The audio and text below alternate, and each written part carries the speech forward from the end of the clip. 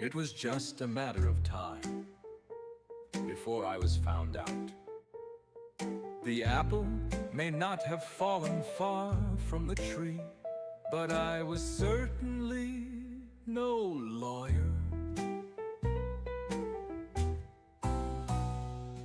A name, I had to give her a name, or the jig was up, something she could hang her hat on. It's Vice, Vice, baby.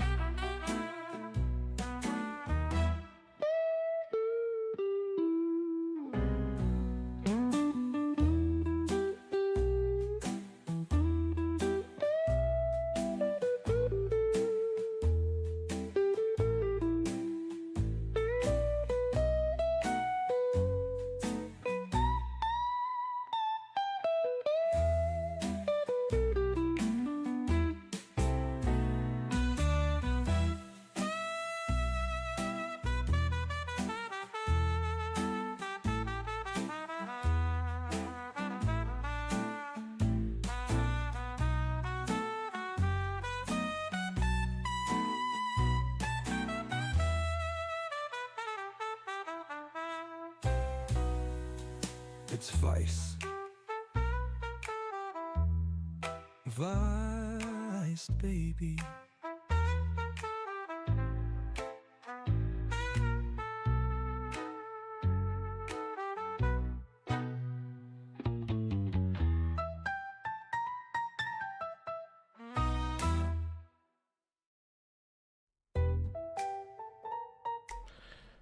Oh, good morning, good afternoon, good evening, everybody. How are you guys doing today? Happy Saturday, happy Saturday. Oh, let's see who's here. Just right off the bat. Sean Poe. Oh my, Sean Poe. Long time no see. Hope you're doing good. Good morning, Connor. This will be perfect as I organize my pantry this morning. Hey, happy organizing. Denise, good to see you. Good morning. Good to be able to join the Vice chat, and it is good to see you here. Aaron, good to see you. And Island still sleeping? Hey, well, hopefully I don't wake you up too much. Bump the volume. Oh, jeez. Volume problem right off the bat. Let's see. Hopefully this is better. If it's too loud, please let me know. It kind of does sound a little too loud, but please let me know. Good morning, Baby Vice. Good to see you, Snipe Hunter. Volume fine, sweet. Recap where we are today for the Lego build or for the video. The Floofy Cat, good to see ya. Perfect. Okay, I'll just leave it at this then. It's funny because that's the setting that it was in when I first got this from Dad's place. Okay. The video. We finished the video. Yeah. We finished the Emmy Rose video. So today's Maritime Monday will be about the Royal National Lifeboat Institution. Yeah. Becky, happy Saturday. Twitter shares sent. Appreciate you so much for doing that. And speaking of, please make sure to hit the like and subscribe button if you haven't already. And if you have subscribed, please double check that you still are, because YouTube can just say, you know what, I'm not going to show you these videos and unsubscribe you. And you know what, might as well hit that bell icon and select all, so you will get notification whenever I upload a video or go live or do whatever I do to my channel. So yeah, if you guys haven't tuned in last time, which was 2 days ago, I started building the Tower of Barad-dûr which is from Lord of the Rings. It is the tower that Dad did not finish. But, so I just bought a whole new set and started building it. Then I realized I was building it upside down. So there's 3 layers. I'm not building 1, 2, 3. I'm building 3, 2, 1. So, it is what it is. Oh well. But here's where we are. There's little Sauron. That opens up like so. That's where we are. That is where we are. How's the weather for today? It's muggy. Let's see. Weather. Currently it is 57 degrees Fahrenheit. It is nice and beautiful. A little cloudy, looks like, but not too bad. Hopefully you guys are staying warm. If it's hot over there, if it's muggy, stay indoors. There you go. Problem solved. Yeah, it's been weirdly cool the past couple days in the mornings. It's usually up in the 60s ish. Yes, Island, it's 57. 57. At least that's what the weather app says. Let me see what Googly says. Oh, Googly says it is 61 degrees Fahrenheit. 84 in the house. Ugh. Island. No bueno. No bueno. Mm-mm. No thank you. That's what I have to say. But so yeah, that's what I'm doing today. It's just building stuff. Heat advisory here until Monday. Looking at heat. 110. Jeez. Is that a normal summer temp there? Yeah. So, 61 this early in the morning. Well, early as in 8:30, 8:40 almost. Yeah, it's normal. What wasn't normal was last month. Was it early last month or the month before? We hit our first 90-degree weather, which we don't get till like late to early, so late July to early August. So, yeah, it's kind of normal, yeah. 89ish during the day and low 50 at night. 81 in Ohio. Never been out west except Cali. Well, it's all right. I forgive you. I forgive you. You're just breaking this. Well, this guy's judging me, so yeah, it's okay. Good morning, Aunt Clara. Good to see ya. And Angela Quinn. Good to see you too. 82 in Indy, but muggy as fuck. Yeah, it's pretty nice. Let's see what the rest of the day looks like. Might as well, right?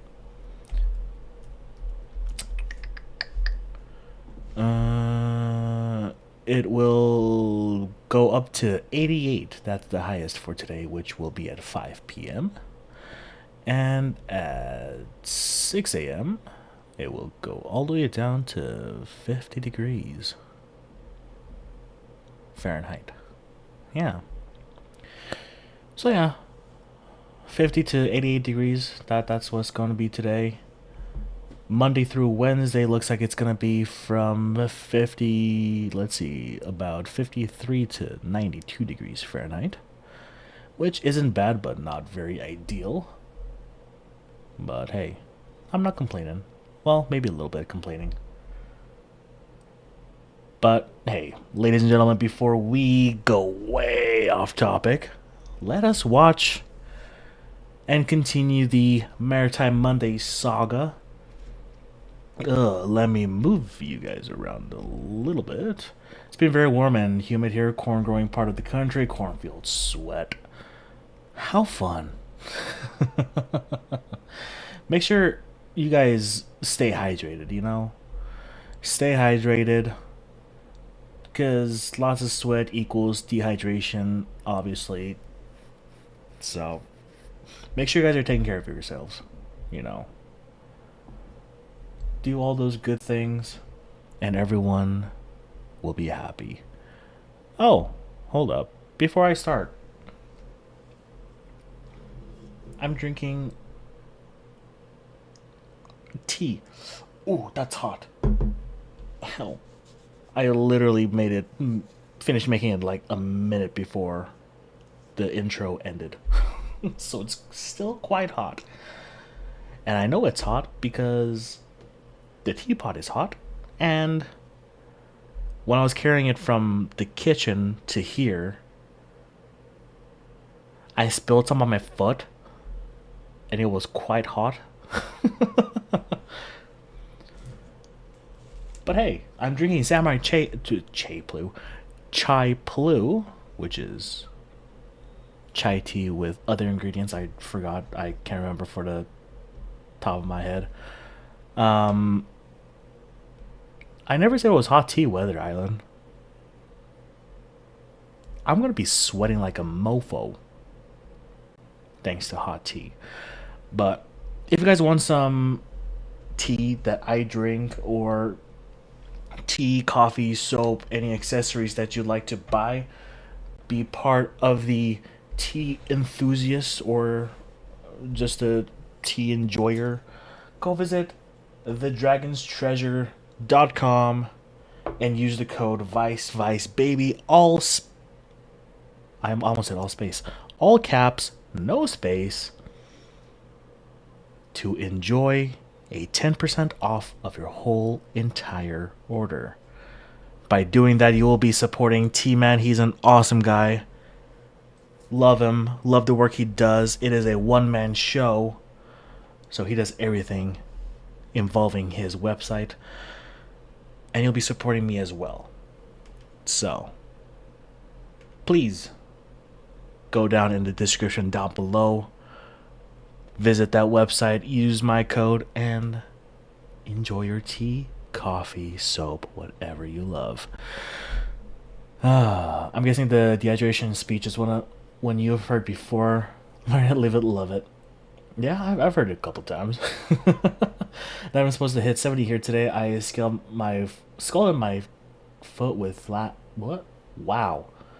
I can't talk. Not even supposed to hit 70 here today. I scalded my foot with tea last weekend with Dragon's Treasure tea. Love it.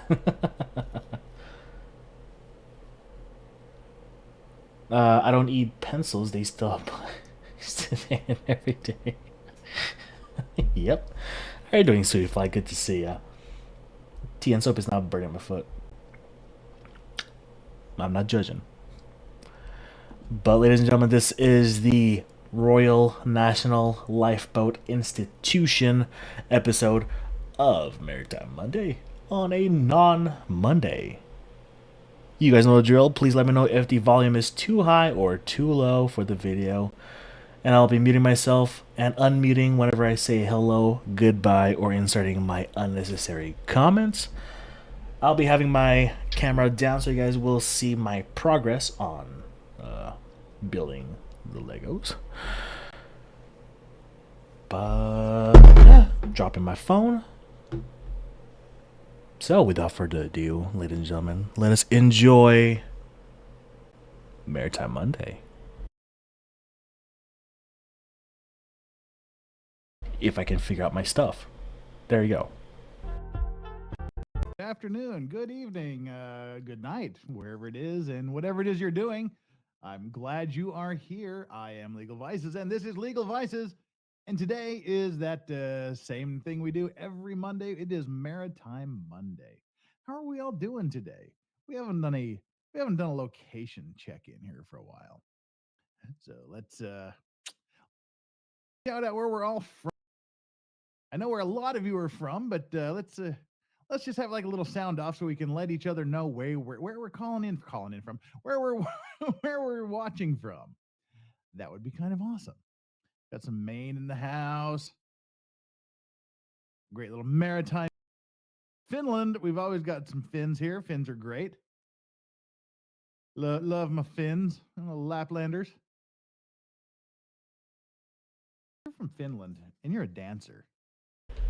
Oh, is the video too quiet? Huh. Haven't done that in a while. And to everyone that's wondering, yes, I spilled tea while I was pouring it. Just a little bit, not too much. Let's do... Okay, we're having mixed opinions. Is the video volume good or not good? Sounds good, sounds good. Okay. Aaron, drive safe. Please drive safe. And enjoy the Japanese grocery. Make you a lap dancer. Just wondering. That's today's inappropriate question. All right. Oh, we got everybody from everywhere in Norway and Australia and Cape Town. Oh, super hot in Cape Town, apparently. Pennsylvania, Michigan. We got some red states. And first of all, Okay, I'll bump up the video volume. Let's go with that.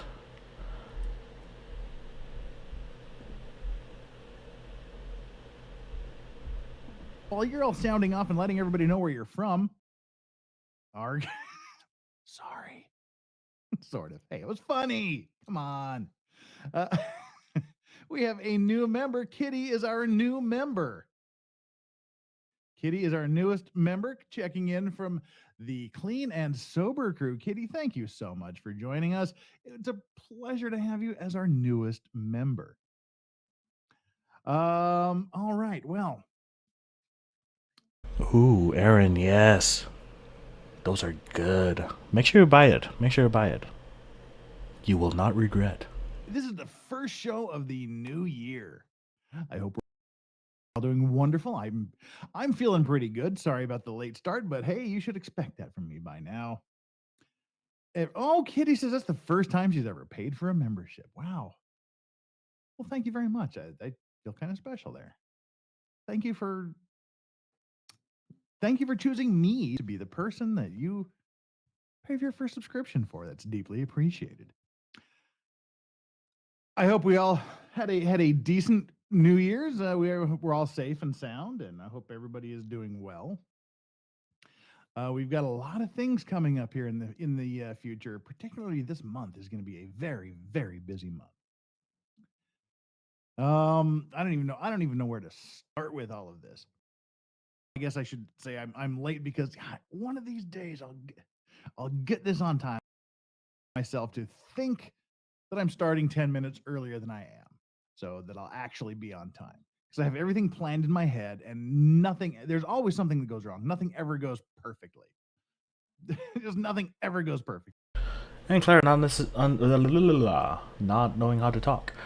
Not unnecessary comments, Connor. Welcomed and appreciate like your daddy was always so upbeat, calming, and so welcoming to everyone. You take after him so much, Connor. Thank you very much. Appreciate the kind words, Aunt Clara. Today, everything was set to go perfectly.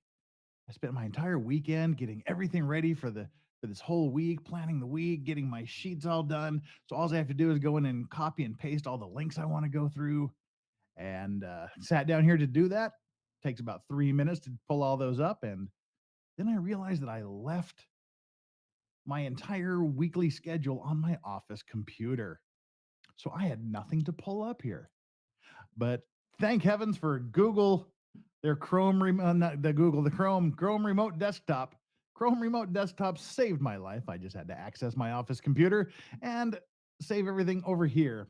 It was saved I thought it was saved on the cloud, but I guess I'd saved it on my hard drive in my office. Oh well. And we have Xcomer Cloud Illusion says parrots. Okay. You gifted 5 parrots. I'm assuming those are memberships somehow. Not sure how she gifted 5 parrots. Was that what you gifted? All right. If you gifted 5 memberships, congratulations.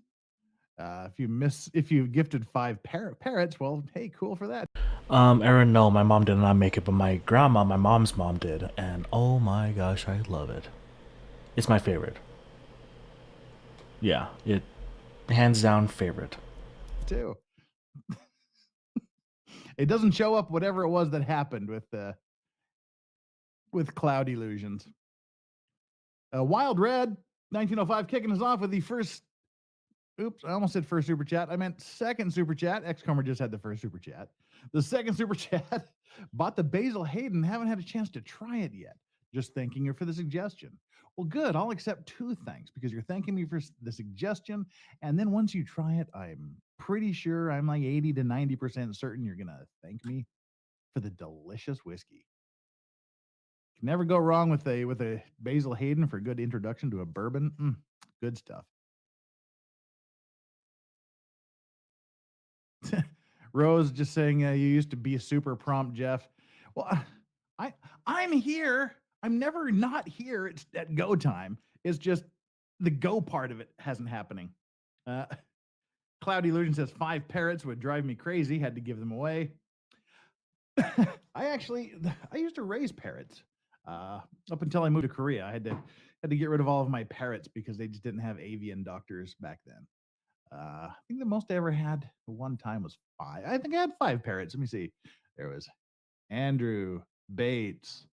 Those 2 stupid cockatiels. Nope. I guess the most I ever had at one time was 4. So there we go. Too much unasked for information about my parrot raising habits. Okay. Little bird feet freak me out. We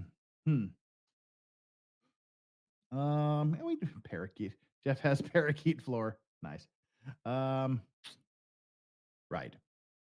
So who are we and what are we doing here? I live in Korea. I've lived here forever, in case this is your first time here. I live in Korea I've been here for basically 34 years, almost twice as long as I ever lived in the States. I do mainly maritime law. The majority of what I do is maritime related law with ship collisions, ship accidents, cargo damage, insurance, shipbuilding contracts, ship financing, things like that. Probably 30 to 40% of what I do is corporate stuff, setting up companies, transactions, things like that.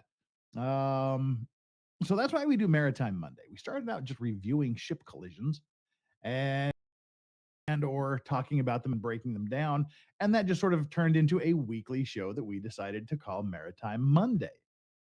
And that's where we are.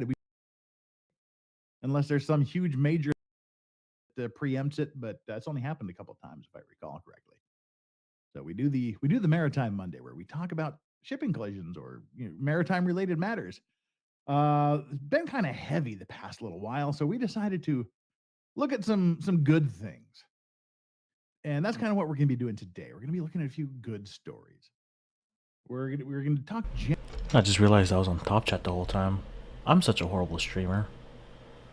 Jeez. There you go. Now I'm on live chat. generally a little bit about the Lifeboat Institution, which is essentially the volunteer coast UK and Ireland. And we'll show some of the rescues. We'll break down some of the rescue videos. And then we'll kind of wrap it up with a little bit of Bodie Seems last time we were talking about this, some people hadn't heard McBoatface. So we'll wrap up the show with a little Bodie McBoatface because you can never go wrong with Bodie McBoatface because that's just given rise to so many of the things that we love to have near and dear to our hearts. Is the Xcomer asks, is the green screen on? No, there's no green screen here. So you don't have to clean. Nope, I don't have to clean anyway. I pay someone to do that. Alan BS, where are the dogs? Well, Yoda's under the. Where's Doggy? Where's Strawberry? That's a very good question. Yoda's asleep under here, and yet Strawberry's usually the one that's here. Weird. Let me call and see.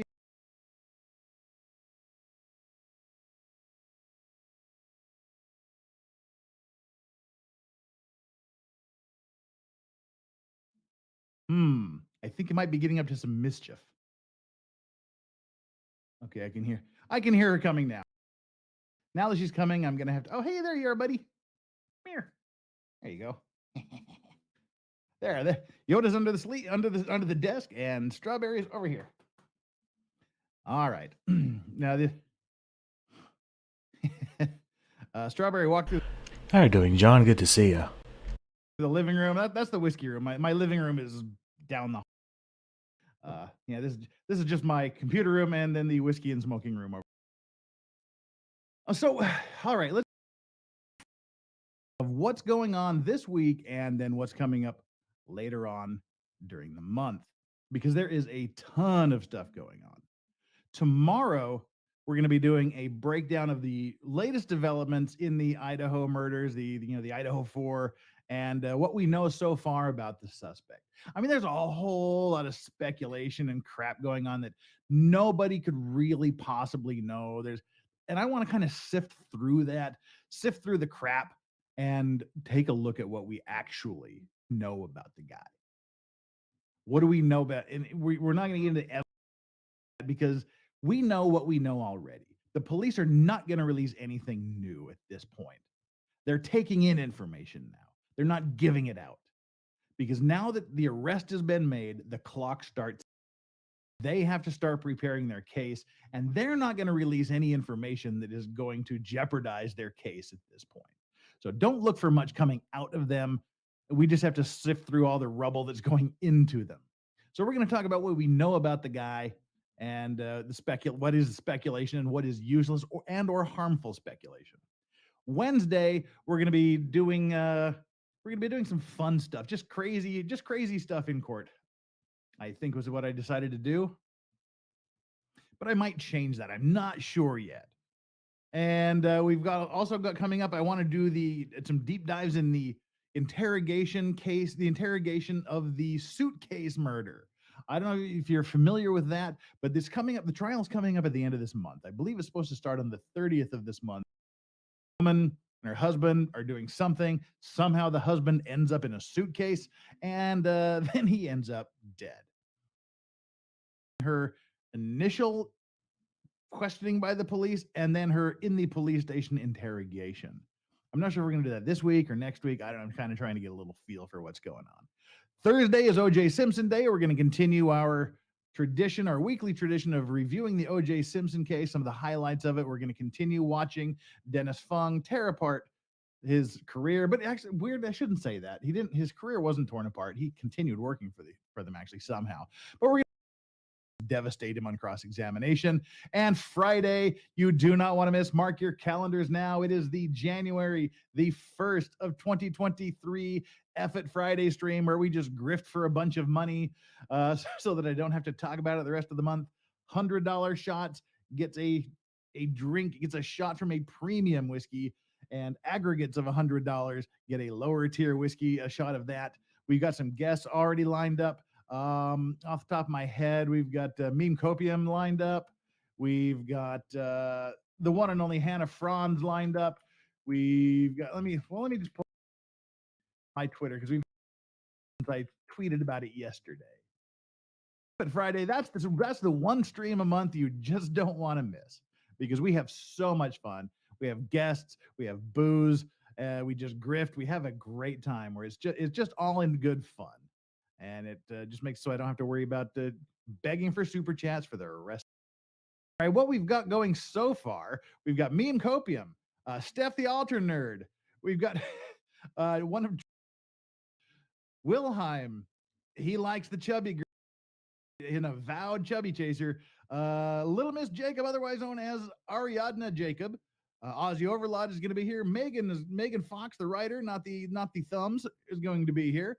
Joe Neerman is a new addition. Good logic. He said he would pop in for a bit. Radix Verum, Christina, she said she's going to try to pop in. And I think I already mentioned Hannah Franz. So, and when we've got the list more and more. So we'll be having a lot of fun. Do not miss it. Bring your coins. Throw some coins to your Witcher. Last time I played coin to your Witcher, I got the crap copyright claimed out of me. So we're not playing that anymore.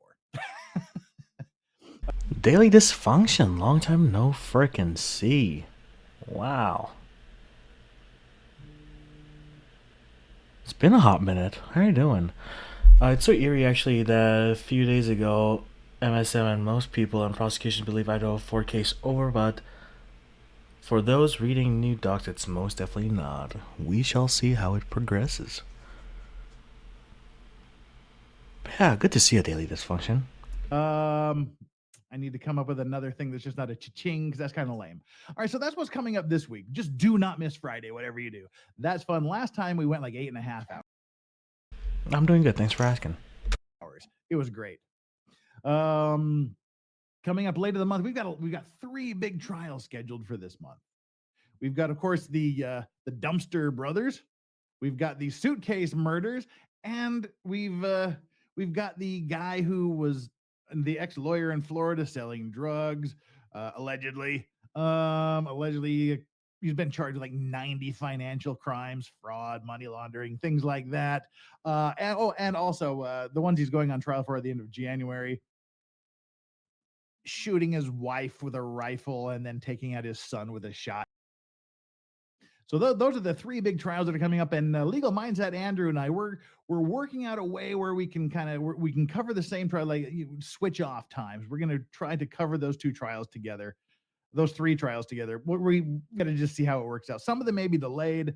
Then there's a good chance that they might all be going on at exactly the same time. But either way, whatever how this works out, Andrew and I are going to be doing something. We'll be doing the trial somehow. Well, suitcase murders, as in 2. Well, funny you should ask that question. You're sharp. There's actually two suitcase murders. One was murdered in a suitcase. The others were found in a suitcase. There's a case in New Zealand where some bodies were found in a suitcase. We're going to talk about those too. So, all right, that's what's coming up later at the end of the month. Andrew, Legal Mindset, and I, we're going to be trying to find some way to do all 3 of these trials. We're working on it, but we're going to be collabing at the end of the month. But for this week, the ones you want to keep on mind are Tuesday, Wednesday, Thursday are packed this week, and do not miss Friday. So let's start out here. Let's break the RNLI. First of all, the RNLI, we've seen a video about the Royal National Life on the RNLI. That's the Royal National Lifeboat Institution. We had the Penley disaster, the Penley lifeboat disaster. If you want to watch that video, go back and watch it. It is an absolute video. It's what happened in that case. Go back and watch the Penley lifeboat disaster. Crushing. Well, so who are these guys? Who guys and gals, I guess I should say. The RNLI, they are essentially the volunteer Coast Guard for UK and Ireland. And they're a charity organization. And they're tasked with saving lives at sea. And they're financed primarily by donations. And the research and rescue service, they've been around for almost 200 years. In 1824. Yeah, they were the Royal National Institution for the Preservation of Lives and Property from Shipwreck in 1824. And then in 1854, they changed the Lifeboat Institution. Now they've got, because it has royal, they have royal patronage. So, they're overseen by the crown. How's it going, Melly and Uncle Buck? Good to see you guys here. Welcome in. They have the blessing of the crown, and it gives that special the gravitas to their cases, and it helps them out, and it gives them the credibility. And the founder was Sir William Hillary. That might sound familiar. You might think that was the first person to scale Mount Everest. You would be incorrect. That was Sir Edmund Hillary. But the way I understand it, the Sir William Hillary that founded the RNLI is the brother of Sir Edmund Hillary's great-great-grandfather.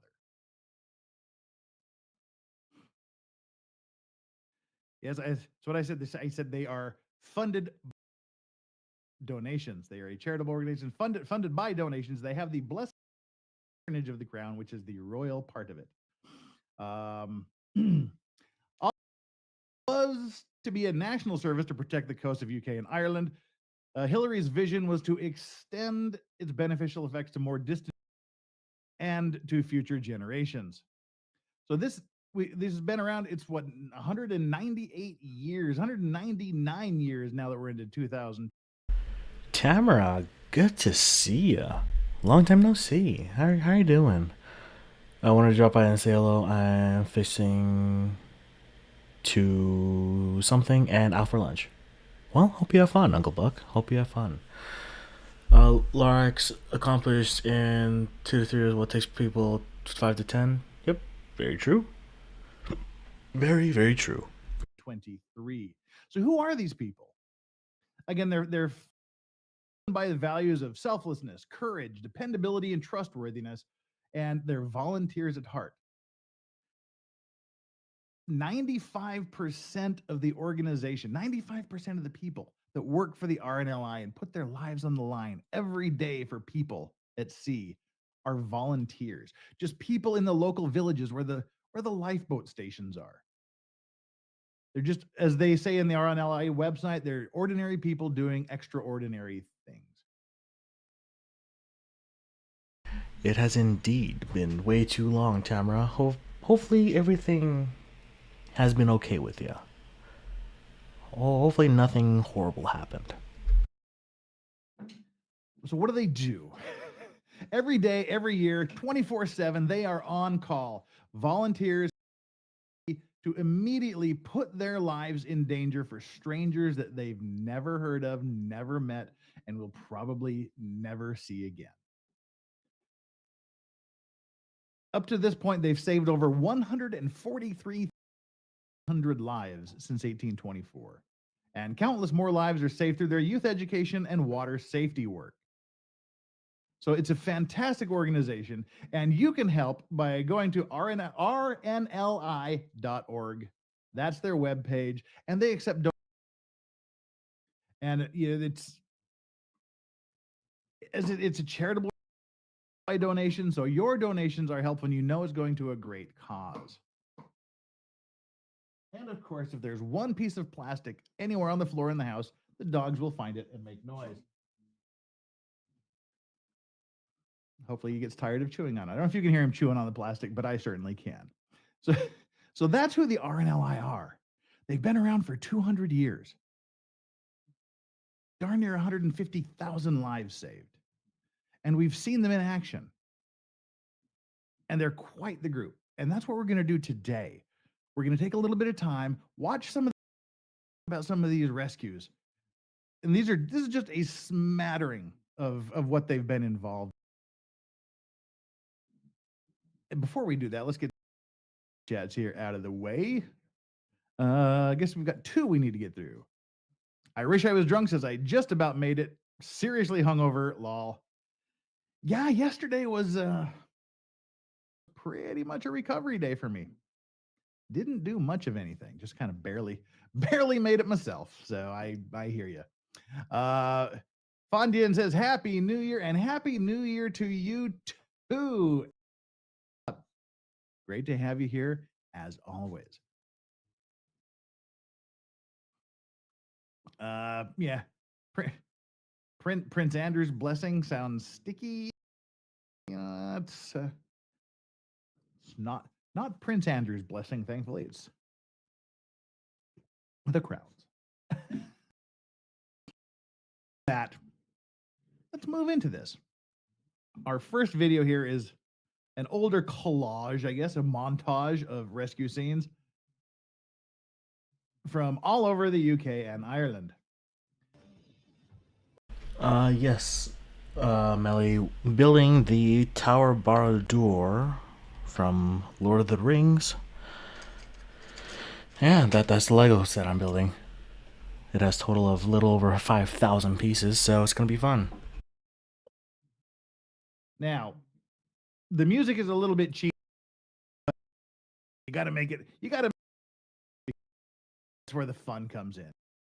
When you're editing videos, I like the sound of the seas and the crash of the waves more than I like the da da da da, the driving music behind it. I wish they would have just had the sound of the seas, the rough waves, the crashing waves, and all of that stuff going on. Marv White says, Super Chat! Well, thank you so much for the Super Chat, Marv White. Oh, now again, the Super Chat rule here Melly, surprisingly 0 so far. I have not cursed yet. is very, very simple. No minimum mandatory required. You don't need a Super Chat to chat with me. We try to chat. You guys are funny. We try to take as many of the normal content comments as we can, but there's so many of you doing so many of these things. It's hard to stay on top. And if we addressed every single chat, it would take forever. But I'll highlight ones that I see and that are interesting to me. But if you do super chat any amount from $1 to $500, you will get your super chat read. You'll be treated with respect, and you will get the answer that I don't know if it's the answer you desire, but you'll get the answer or response that I have. Guaranteed to read every single super chat that comes down, but it's not required. And Alan, don't do this, brother. Drink up on me, young man. Gee, thanks. That makes me feel so good. Oh shoot, what do we got going here? Well, we're gonna be focusing quite a bit on the edge of the RNLI, and I just happen to have an unopened Bushmills Black Handy here. So what we do is, if we get a super chat during the regular part of the month, we just do a shot of whiskey. On Effort Friday, super chat gets premium whiskey, which just crushes my soul to throw away such amazing whiskey in one shot. But that's the rules of the game on Effort Friday, and that's part of why we do it, because I'm a whiskey connoisseur. I love it. You can see I got quite a few bottles, and it just crushes me too. But that's so good. Blackbush is really, really good, but really appley and so good. Cheers, Alan. But save your money, Alan. Don't do it. Don't do the big ones today. Save them for Effort Friday. That's what Effort Friday is for, the big ones. Let's ease into the week. Don't kill me today. Hey, Ron, thank you so much. Yep, you said. All right. If you drink wine at sea, do you sing She Can't Eat? All right. Well, thanks to Wolfman, we are never going to read that ever again. You ruined it for everybody with that joke. Just There's always that one person that ruins everything. Must be your Asian powers. We'll see, Melly. We'll see. kidding. Oh, you got a Bushmill 16 for Christmas? That is some fine stuff too. All right. Enough screwing around here. We're 25 minutes in, and we've watched exactly 1 second of video. Thank you all for sitting here. And I haven't had time to throw up a hairball. No, I haven't had time to throw up a what do you call those things? A poll yet. So I will do that now. Let's set up a poll here first, because we know that chatting is great, but hitting that like button is also great. So, let's see. I hit that like button. Hit that like button. First choice. AUSE dummy. Because Vices was late and I had nothing better to do. Vices was late. So I had nothing.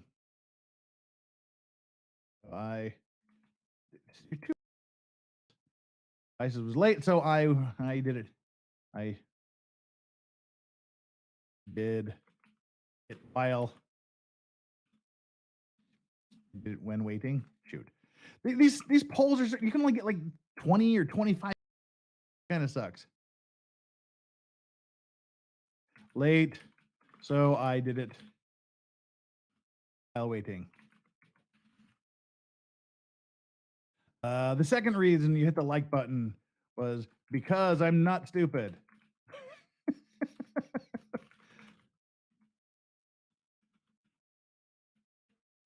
Two, I thought it was the concierge.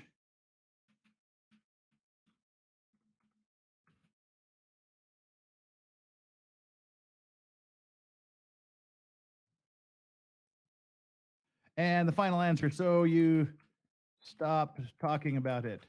There we go. There are the 4 reasons. The poll is now up.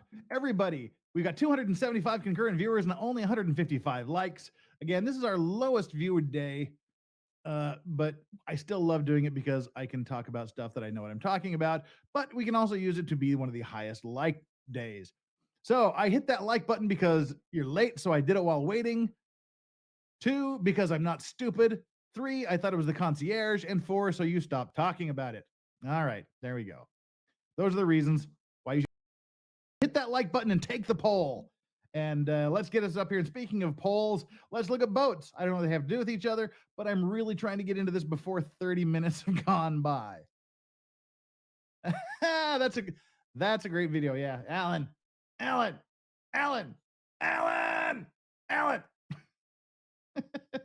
If you haven't seen that, you're missing out. All right. Lifeboats. Shut up, Jeff, and get into the lifeboats. That's what we're here for. I'm not here to watch you talk for 30 damn minutes, but I love talking to you guys. So, all right. Out of the gate, we got a great wave. Boom. Ah.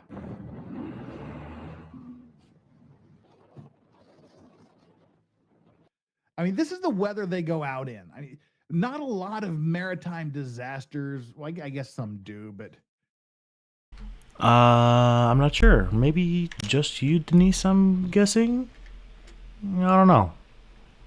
you know, in calm weather, it's usually stalled engines, things like that. You usually don't need an emergency rescue unless there's problems with tides or drowning or bad weather or high waves or temperatures. If you're calling the RNLI, you've got problems, like serious, serious problems that need to be addressed very quickly.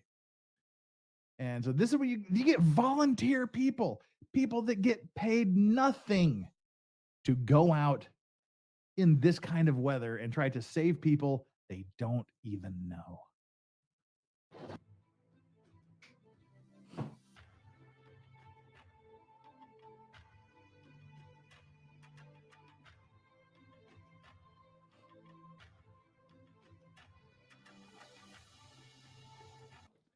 I mean, look at this. Jeez.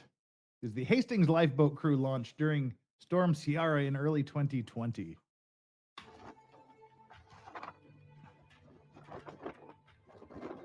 Yeah, see, now mind you, there's at least four people in that boat. Yoda, hey, Yoda, stop snorting, jeez. I just hear this behind me. All right, yeah, watch this lifeboat roll here. This would suck.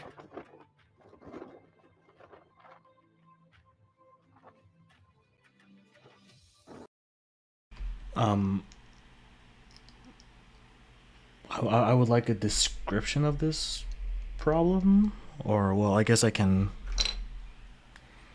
watch back.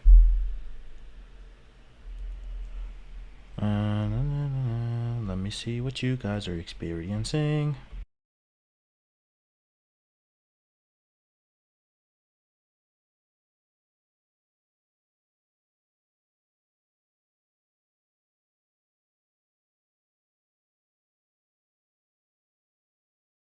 Wait, are you guys talking about the video that is being watched right now?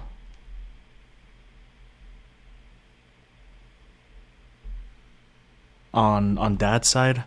Because if you're talking about that, StreamYard tries to regulate audio and it tries to decide which so it's trying to decide which side needs to have more volume, and usually it's the video side, but I guess this part is Dad's side is being, what's the word? You'll have normal audio when Dad talks.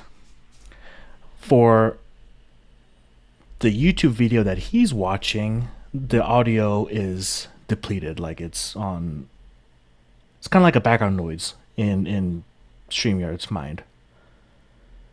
So if you're talking about the YouTube video that he's watching, the audio will be messed up. And there's nothing anyone can do because it's not on my side. That's just his video that's doing that. I didn't mess with anything. It's just a streamer doing his streamer thing.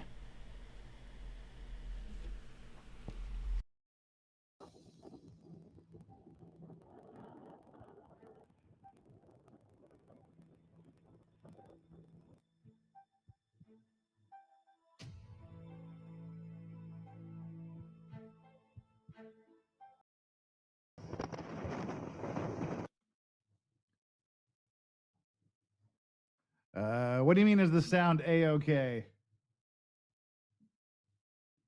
I don't know what is the sound A-okay. Can't hear sound? What does that mean for you?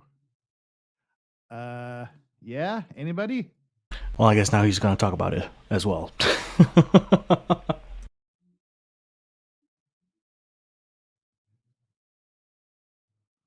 I'm only hearing in my left ear, but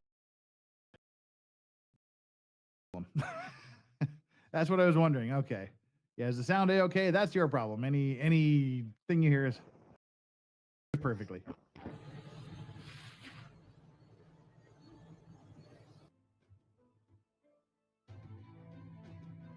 Look at those and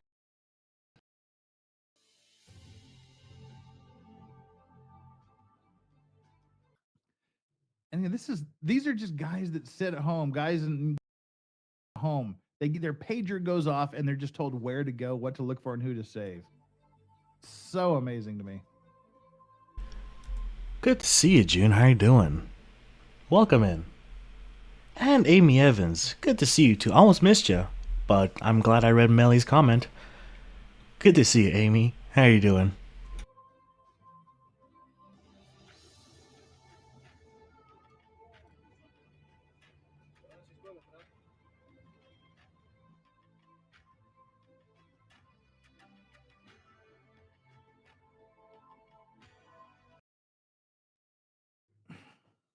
You know, I got nothing but praise and admiration for this. They go out to save a ship. They save everybody on He looks like he could be one of Dad's friend's brother. That threw me off. Had to do a double take. that ship, but one of their own is lost in the process. I mean, it's not an exaggeration to say that these people literally give their lives. Don't know. I mean, bless this guy. Bless Winchman Bill Deacon and his family for the sacrifice that he gave to save people that he's never met and now will never have the chance to meet.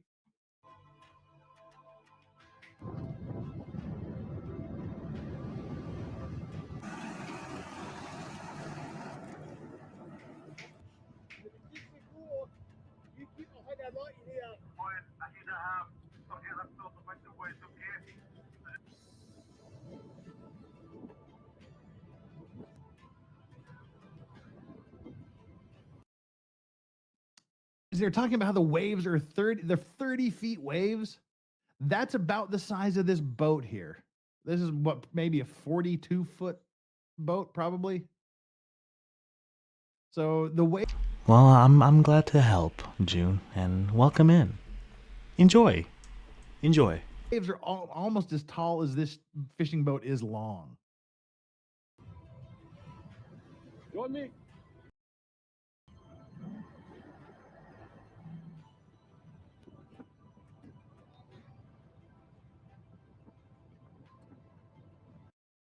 And see, this is how they throw the ropes over. They have the smaller, lightweight ropes. They tie them off to these gigantic tow ropes. And so they've got to throw the smaller rope over to the ship in these high winds and 30-foot waves. These guys have to catch the small rope, and then they pull it over. And because it's attached to the tow ropes, it pulls the tow ropes over. Then they tie the tow ropes off. An amazing, amazing feat to pull off here. Getting this tiny little rope the end of it over to this ship in these weather so that they can pull the tow rope over. And he does it first shot.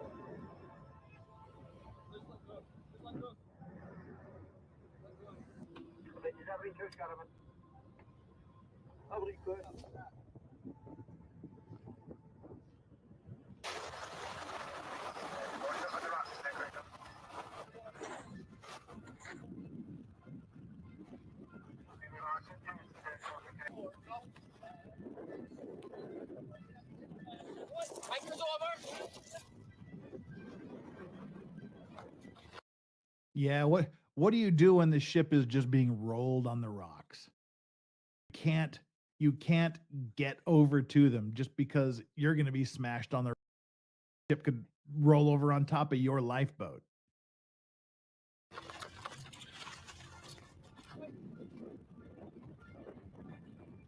The guy has to swim. I mean, damn.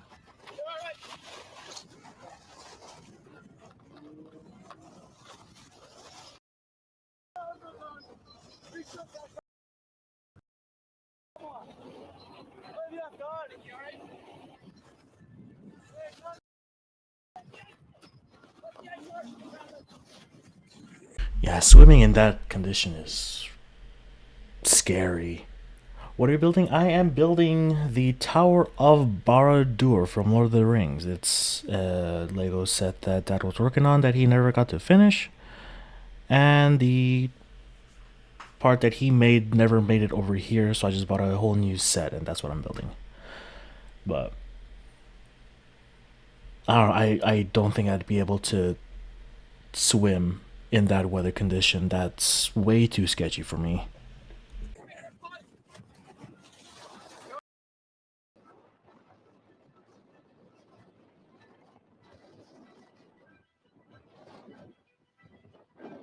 Uh,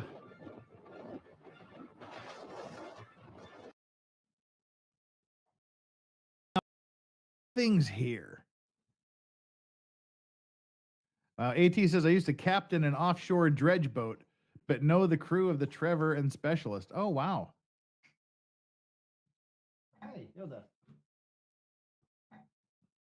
Yoda's being extra snorty tonight. What's up, Snort? Huh. The Specialist you say sunk. We'll have to look into that. Please Oh, that's cool, June. That's cool. email me at thelegalvices@gmail.com, as Rose just says right above there. And that'll put it on my radar. And I'll see if I can find some information. Video links, longer video links, if such a thing exists, are preferable so we can break them down. But imagine this situation here. Imagine you're this kid that is out in this water. He's screwed. Imagine being on this lifeboat looking for one tiny little human bobbing up and down on these waves in this weather and trying to find them. God, that would be horrific. The sea is a scary place.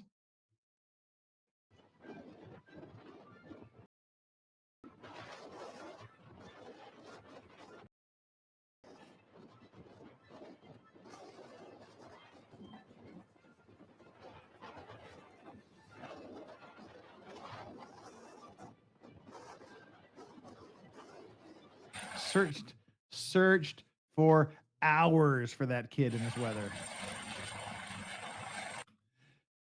Now, Force 10 wins. They have a scale. It's called the Beaufort scale, named after some guy named Beaufort. I think like 11 is as high as the scale goes, and which is essentially a hurricane or a typhoon. Force 10 winds are like nearly as bad as it can possibly get. And as I said, the winds were so strong that it damaged the lifeboat. You know, it starts out with like a force, light little waves and little swells, and then it just escalates up to 10 and I believe, like I said, I haven't looked at the Beaufort scale for a long time. I think there's a Beaufort 11 now.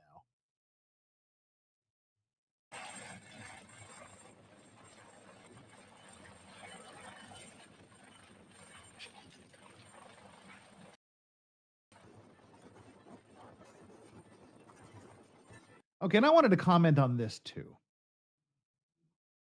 Oh, it goes up to 12. Okay, yeah. Not, not Buford D. Justice Jack Matt. Different thing. Different thing altogether. Not Roscoe P. Coltrane either. Yeah, I want to talk about this here. Like in this weather, in these temperatures, you know intellectually that the kid you're looking for is dead. There's no way he could survive for hours in those seas, in that weather, in those temperatures. But it's a human life. And they kept searching and looking for 5 hours to either to recover a live body, to recover the body for the parents and the family.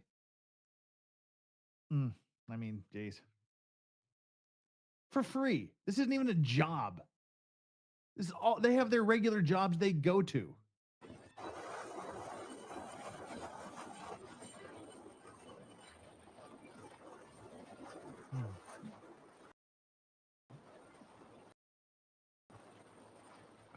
It's crazy weather.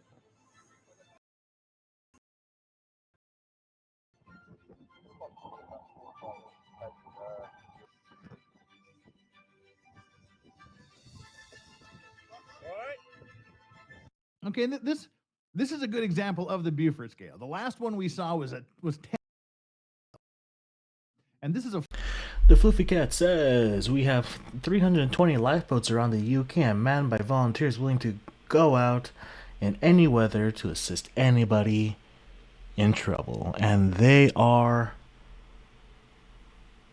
I mean, heroes, really. Like,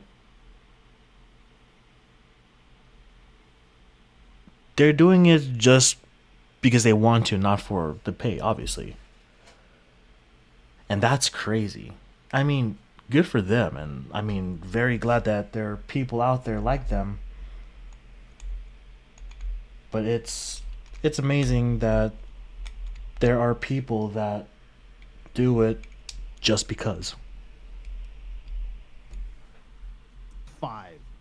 So you can see like the 5s are more swelly. You get some white caps rolling in there. You have waves cresting.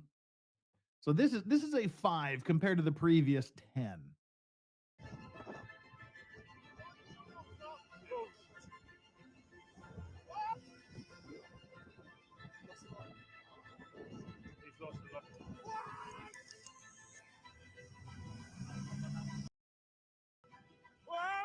Oof. God, see did you see him catch that wave? Look at this lifeboat catch this wave. That is sick.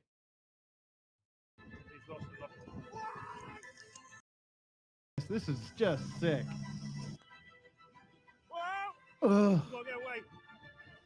Just watching that, I get like that roller coaster stomach. Just watching that, where you can just feel your stomach go up in your throat. Ugh. I want to watch that one more time. Yeah, Sovereign Bozeman says, Good morning, Loca. How you doing? Good to see you. even a 5 is already 9 to 13 foot waves. The sea doesn't fuck around. I mean, someone asked me whether I would rather be lost at sea or whether I'd rather be lost in space. No question, I chose lost in. I would rather be. Being lost at sea would be scary as hell. I mean, lost in space, you know, you're either gonna suffocate, starve, or just die of something else. But like the sea, you just don't know. I mean, it's just, yeah. The sea is scary and it's dangerous. Whee! Ugh. And I love how the guy in the lifeboat just says, "Oh, got a little wave." A little? Really? That's a little? No. Crazy.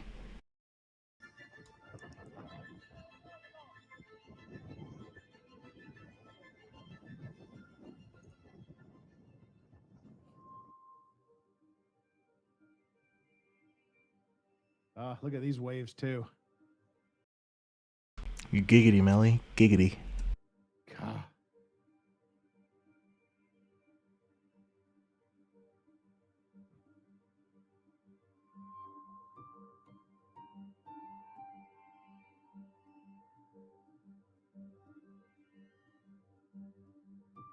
Filmed. Cam?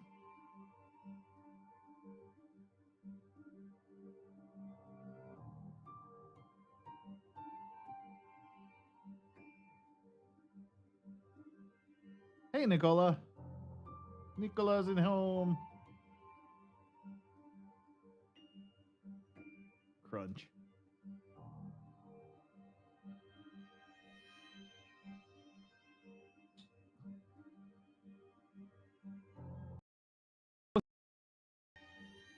Are kind of dangerous too. They carry limited amounts of bulk cargo or a few containers here and there, and they just run up and down the coasts from one port to another. They run pretty close to port and they run pretty close to the shore, so they're near rocks, and a little bit of bad weather can cause a lot of harm and a lot of damage to these coastal vessels. Ooh, good job, Melly. Good on ya. Keep it up. Doing great work.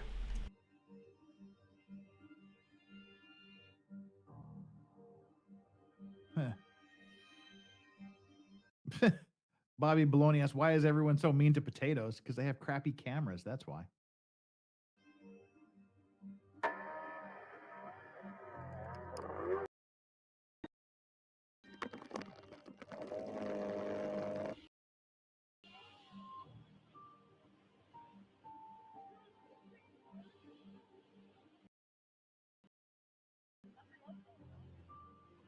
Oh, see, this is the thing. This is the thing here. The beach has been red flagged. No swimming, no surfing, no going in the water because of the weather. There's always some idiots that want to do it anyway. That happened here in Busan. The first time I remember hearing about it was a long time ago in the early 90s. There was a typhoon coming in, and waves aren't very high here in Korea normally, just because of the way it's How you doing, David? Good to see you. Welcome in. situated. But yeah, there was a typhoon coming in, and an Australian guy thought it would be really cool to go surfing in a typhoon. Well, he didn't make it. Then just this last summer, there was some idiot kids out on a beach in bad weather. They decided to go into the water, and that was it. And all you do when you do dumb shit like this is not only put your life at risk, but you put others at risk unnecessarily. I mean, this is an unnecessary. It's selfishness, is what it is. I mean, the other deals with the ships getting caught in the weather and whatnot. That's understandable. This is just downright idiocy here, and all it does, like I said, is just unnecessarily put their lives at risk and endanger others.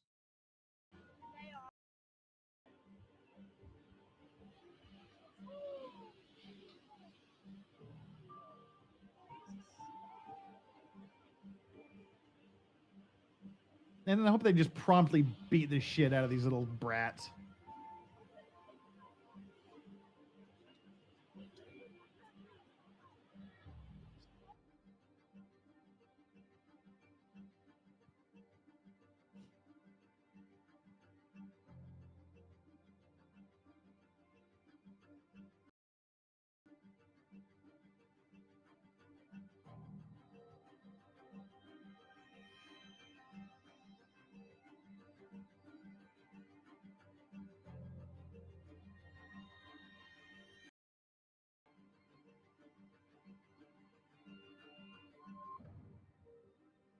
Hmm.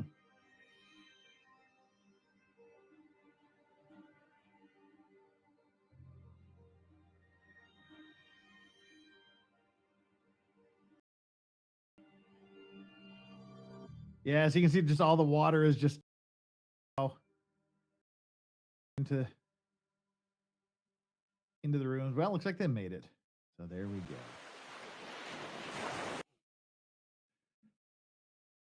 Oof. I mean, that's some of the bigger disasters there that they filmed. If you go to the RNLI's website, they have listings of some of their accidents. They have some stories that talk about some of the bigger rescues they've been on. But while we're sitting here at the 48-minute mark, just want to call to the fact that we have 319 concurrent viewers and only 244 likes. Hey, people that haven't hit that like button, you need to hit that like button so you can take the poll. And by the way, it's weird. Less than half of you that have hit the like button have taken the poll. So hit that like button and then tell me why you did it. You did it. I was late, so you did it while you were waiting. You did it because you're not stupid. You did it because you thought it was the concierge button, and you did it so you'd hear me stop talking about it.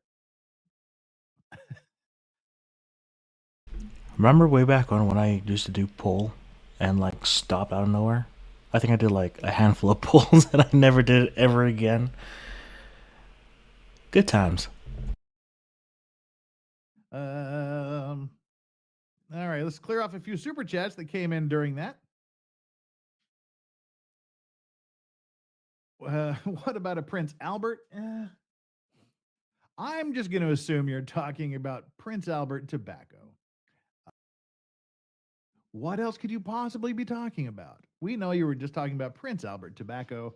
I have never smoked Prince Albert tobacco in my pipe, so can't say about that because I know there's nothing else you could be possibly talking about when you ask about what about a Prince Albert. Moving right along.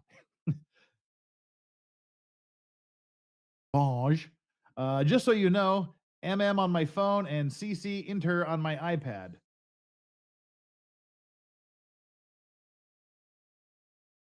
Here's enjoying legal violence. Haha, David, that's strawberry. Close enough. Okay. Well, I'm in both ears, and your MM is on your phone and CC is Inter on your iPad. Great. I have no idea what that means, but thanks. Assume it has something to do with mono. But Sky's the neighborhood. There's a TV show called Saving Lives at Sea about the rescues, but also the crews. Interesting, folks. Huh? Never heard of it. That's pretty interesting. Yoda, stop licking. Oh, there's Yoda too. I'm sorry, David. I didn't see Yoda there. I apologize. I only saw strawberry when I looked up. Dog, stop licking doggy's butt. Yoda. Doggy. We don't need to see that on cam. I'd rather talk about a Prince Albert. Xcomer Triple Z says, will you have reviews on MILF Manor like with 1899 when it hits January 15th on TLC? I don't know what MILF Manor is. I'm in Korea. They don't have TLC I know, Melly. Shame on me. Shame on me. here. So whatever MILF Manor is, it ain't gonna get reviewed. That was easy.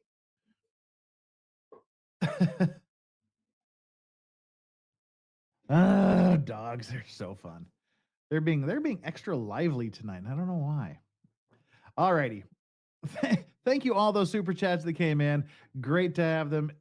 AT says help recover the jet Captain Scully put in the Hudson River. Oh, seriously, that's pretty cool. Well, that might be an interesting thing for a Maritime Monday. AT, you should send me an email. We might have to find a way to get you on here on a Maritime Monday to talk about something. That would be fun. Make sure you send me an email. We'll talk. I want to kind of shift our focus away from the broader scope of the RNLI and move the focus towards Ireland. And I mean like the island of Ireland, Northern Ireland as well as Ireland, just kind of the whole thing. I know it's a politically sensitive thing, especially now with Brexit. But when I say Ireland, just, take it that I'm referring to the Emerald Isle itself and not any particular country within the place. Yeah. So we're going to look at some of the Irish RNLI cases.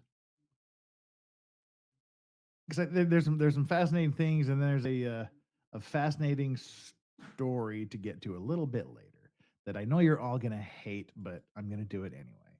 Probably just because you hate it. Well, so what are we gonna do here? What are we gonna do first? Let me. I am thinking. Oh, I was just looking at pictures of the Penlee lifeboat disaster. That was a bad case. Alrighty. Start with this video here.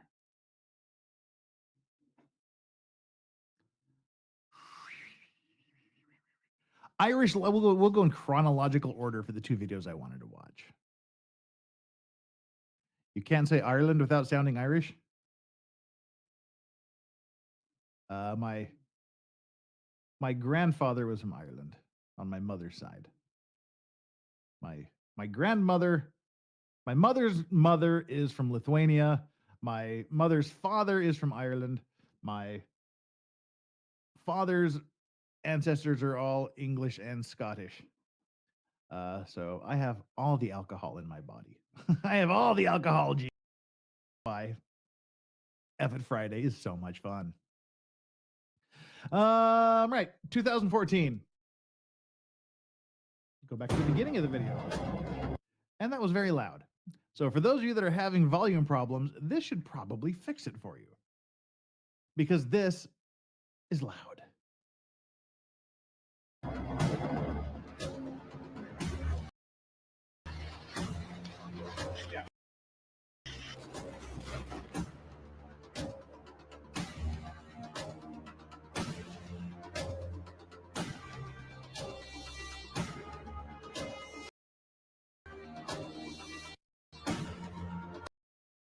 Such a dramatic music. I just wanted to say that. It's such a dramatic music.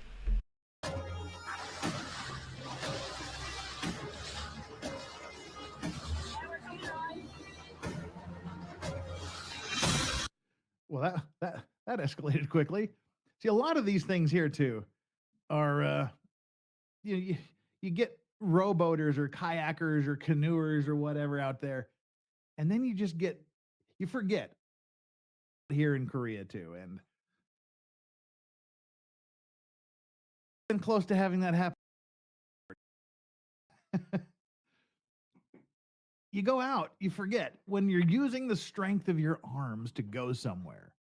You got to go back just as far as you went out. And depending on the currents and the tides, it may be a lot more difficult coming back than it was going out. And you can get yourself in trouble that way. Because you may go out against the current.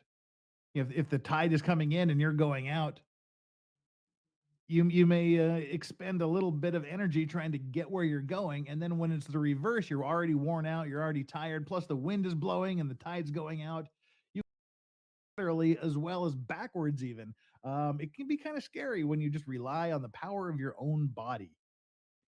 And these guys are pretty damn far from land, so you can get in a little bit of trouble.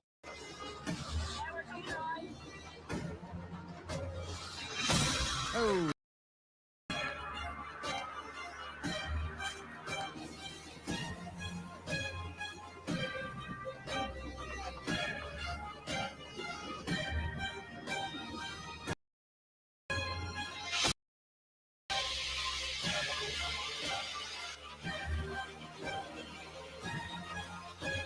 What about river rescues? The river rescues are a thing too, I guess.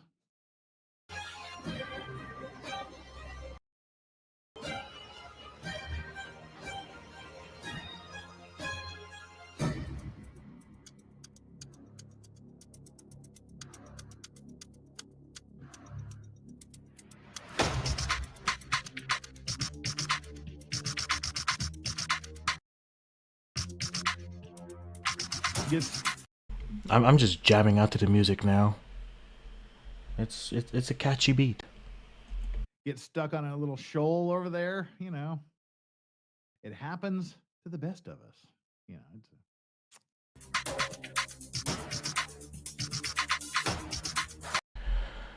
Hey, Alan. About time you showed up. Hey. Good to see you, sir. Long time no see. Hope everything treats you well. Blah, blah, blah. Hope I can learn how to talk eventually, you know? I mean, I'm learning every day. So, it's progress, right? Hope everything has been treating you well so far while you were absent. So good to have you back.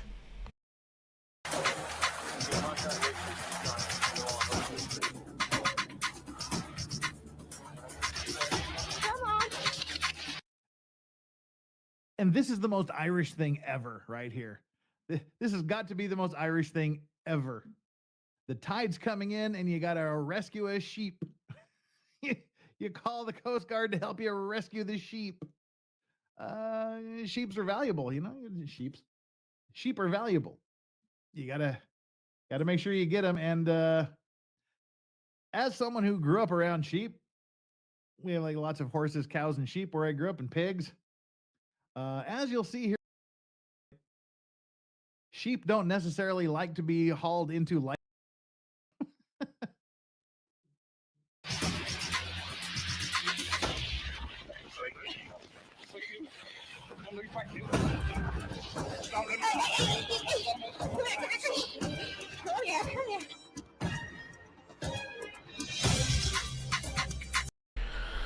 I've been keeping away from the internet for a while. It was starting to affect my mental health with the shit that's happening in the world. Understandable. Health always comes first. Blah, blah, blah. Learning how to talk always comes first before speaking. 3D life always comes first. Please, everyone, take care of yourselves. I mean, as long as we get every once in a while a survival check, you guys can be gone for as long as you guys want, and as long as you guys come back, because I love you guys. But it's really good to see you again, Alan. It's really good to see you.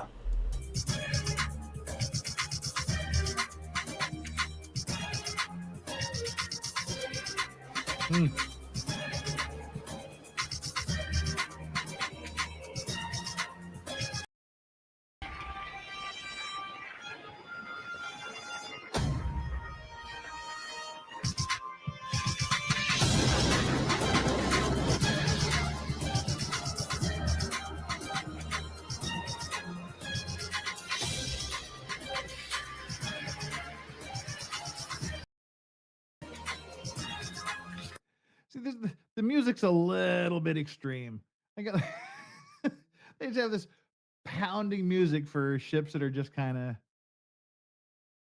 you know, must have been or something. They're just kind of sitting there on the ocean with this dan nah nah nah music pounding in the background. No, I don't want to mute it. That's part of the fun, but I'm definitely going to turn it down. I'm giving myself a headache. But yeah, the music is a little over what's going on here.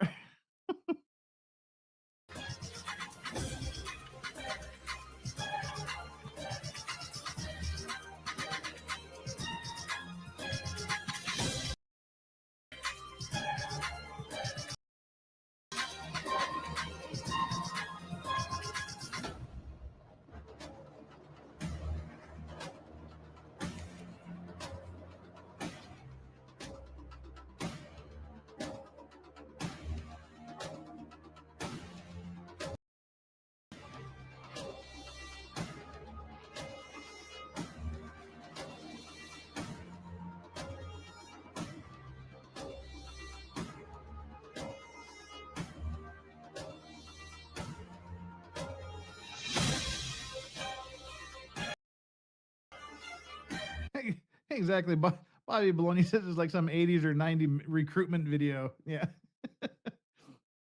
That's good. But hey, you know, it's good.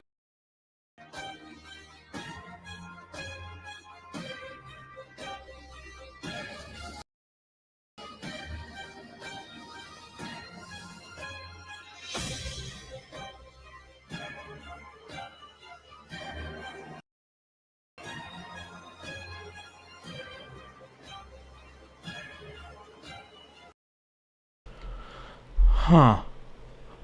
The RNLI is a bad word over just now. Their taxi service for the illegal immigrants. Huh. Interesting. I would have never made that connection. That is interesting.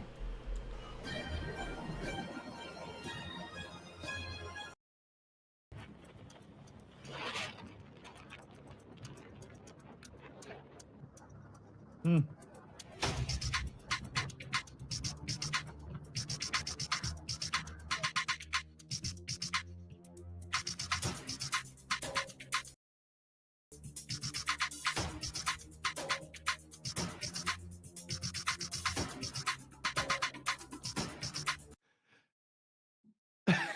Sorry, it's just way too dramatic. This music, it's I'm having like this dissonance here.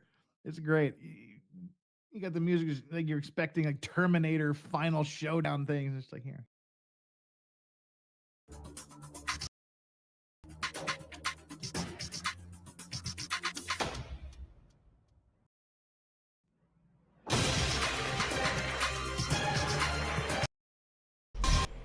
I'm pretty sure I'm missing a piece. I think I'm missing ooh, I almost swore. I'm pretty sure I'm missing a piece. I cannot, like, one single piece I'm missing. I just wanted to say.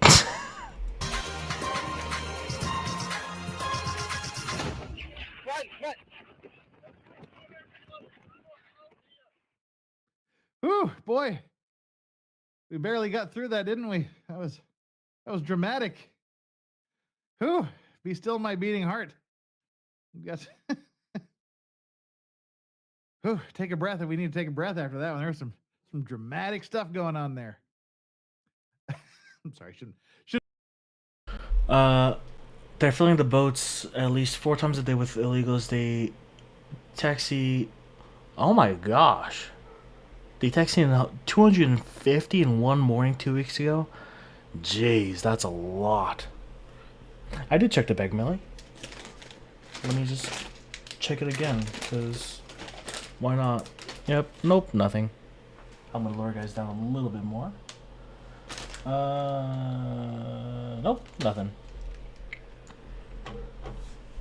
I guess I'll just build this and see what piece is left. But no, these guys, the work these guys do is amazing. He said, you just it doesn't matter what the call is.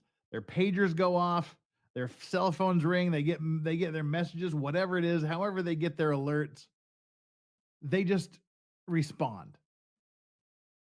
Weather, time of day means nothing. These guys got nothing but respect for these people that put their lives on the line every day. That is very true.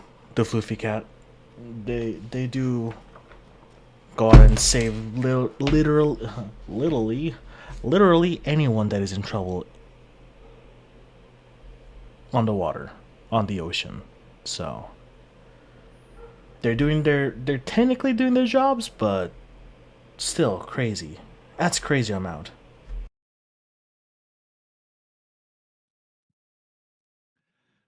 Whew. Well, now that we had that exciting video, let's go to one more here. our last set of Irish RNLI videos. Right. Okay. And then I want to talk about something.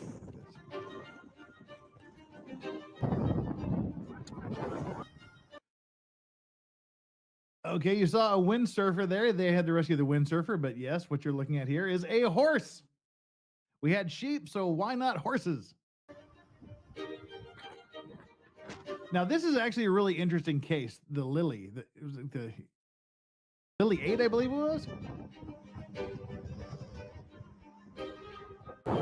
Starboard side, start away.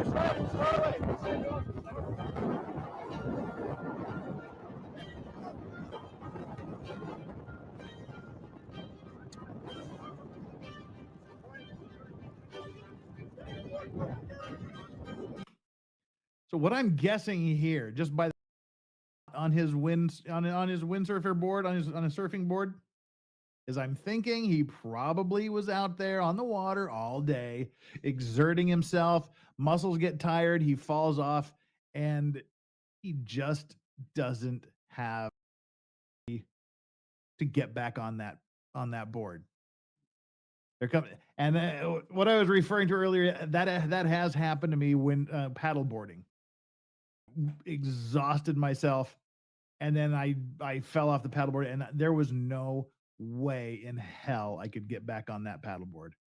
It was absolutely impossible. So thankfully I was out. How are you doing, Santiago? Good to see you. There was 638 coming last week on RNLI boats. The UK has turned on them for it. Yeah. I'm seeing a lot of videos of the UK and pretty much anywhere. It's crazy stuff. Santiago says, "Hey, Vice Versa, baby, you're missing pieces lost at sea. I hope not. I hope not." There with one of my friends and made the poor bastard tow me back to shore. Uh, he, he had to work double time, so I bought him a couple of good dinners and some good whiskey for saving my life. But yeah, so luckily I had someone there. Dude's just out there by himself. Everybody, get him there, Robert.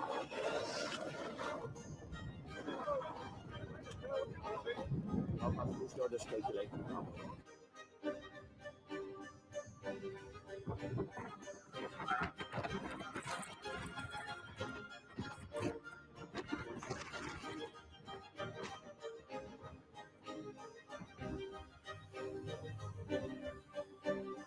Now this, as I was saying, this is this Lily B. It's Lily 8.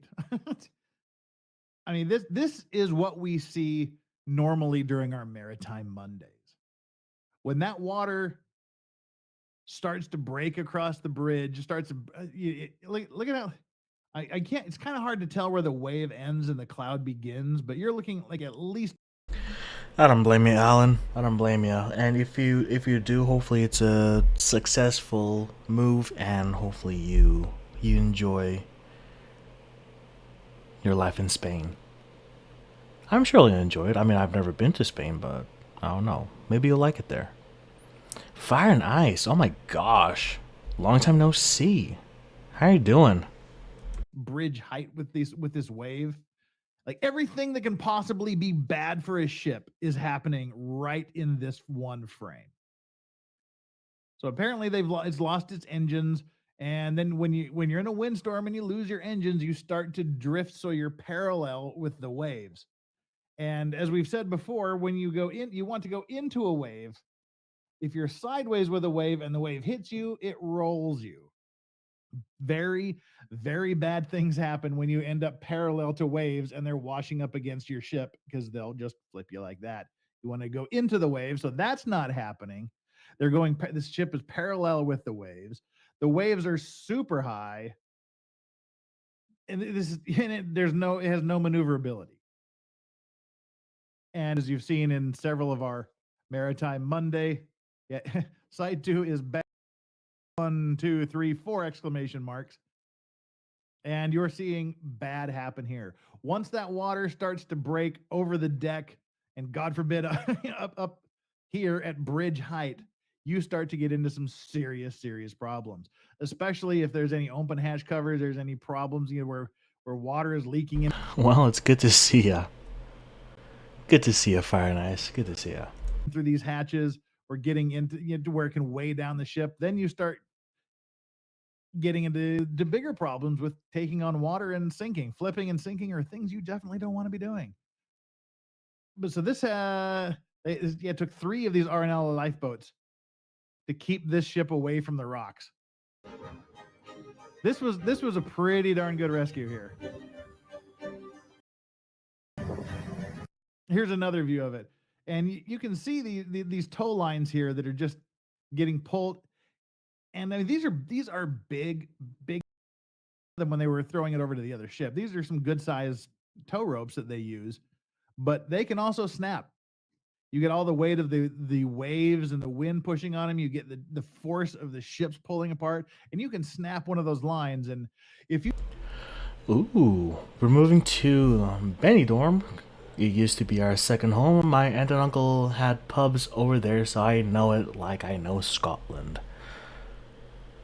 That that sounds awesome. I need to go to a pub soon. Well, there isn't a lot of pub here. It's just bars. But hey, still alcohol, can't complain. you saw some of the very early Maritime Monday shows that we did, you've seen what happens when those lines snap. People die. People are cut in half when those lines snap. So we watch. You can see the line here. It's underwater quite a bit of the time, and the force of the water and the waves and the stress of the ships could very easily have snapped those things.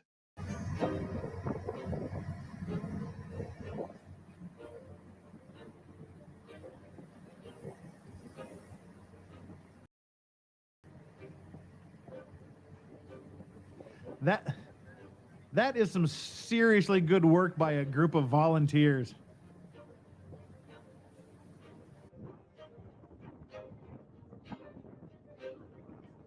Yeah, we had our sheep. Now we've got our horse rescue. Squid, good morning. How are you doing?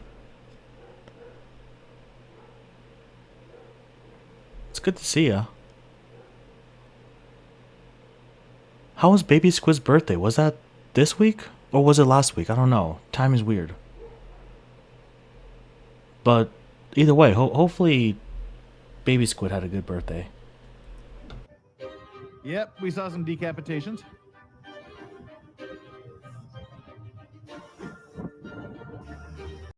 Oh, it's today. Well, I hope baby Squid has a good birthday. Happy birthday to baby Squid. Yeah.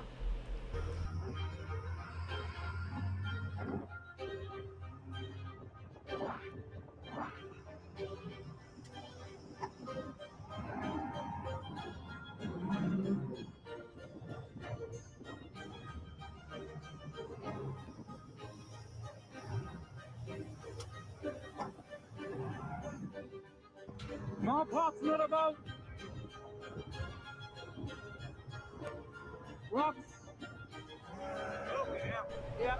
Aw, cute. Baby isn't baby anymore. They grow up too fast.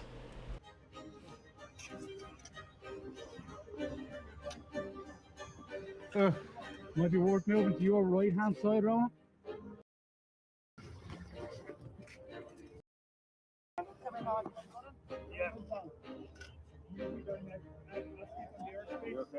Yep, okay, solid.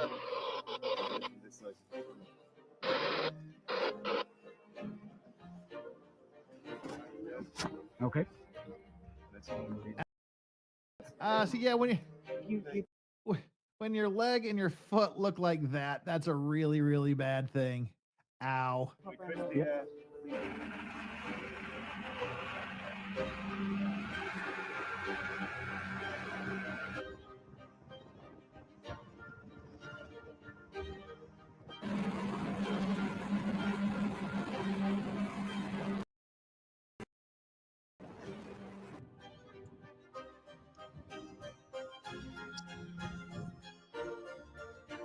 See, and there you're sounding the depth because there can be sharp, pointy rocks. You can be shallow. You can be the next casualty if you run across a bunch of sharp rocks and it rips the bottom of your boat open. So you when you're getting that close, you got to keep sounding to see how deep you are.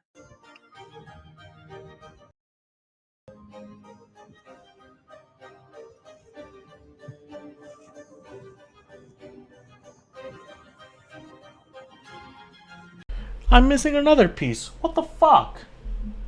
I didn't drop any. What the hell is going on? Is it a bad batch that I got? Did I have to open up a new thing? No. I'm missing two pieces now. What the hell? I just wanted to tell you guys that I'm missing two pieces.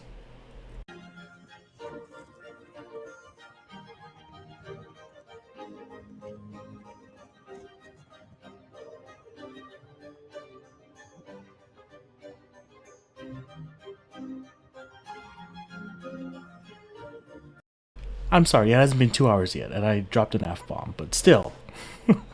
No, the cat couldn't have eaten it because the cat hasn't been near the table, and I didn't drop any. I don't know. The last time I traveled was in 2014, New York, Washington, and was on Benadryl because I had an allergic reaction. Oh, how fun! How fun!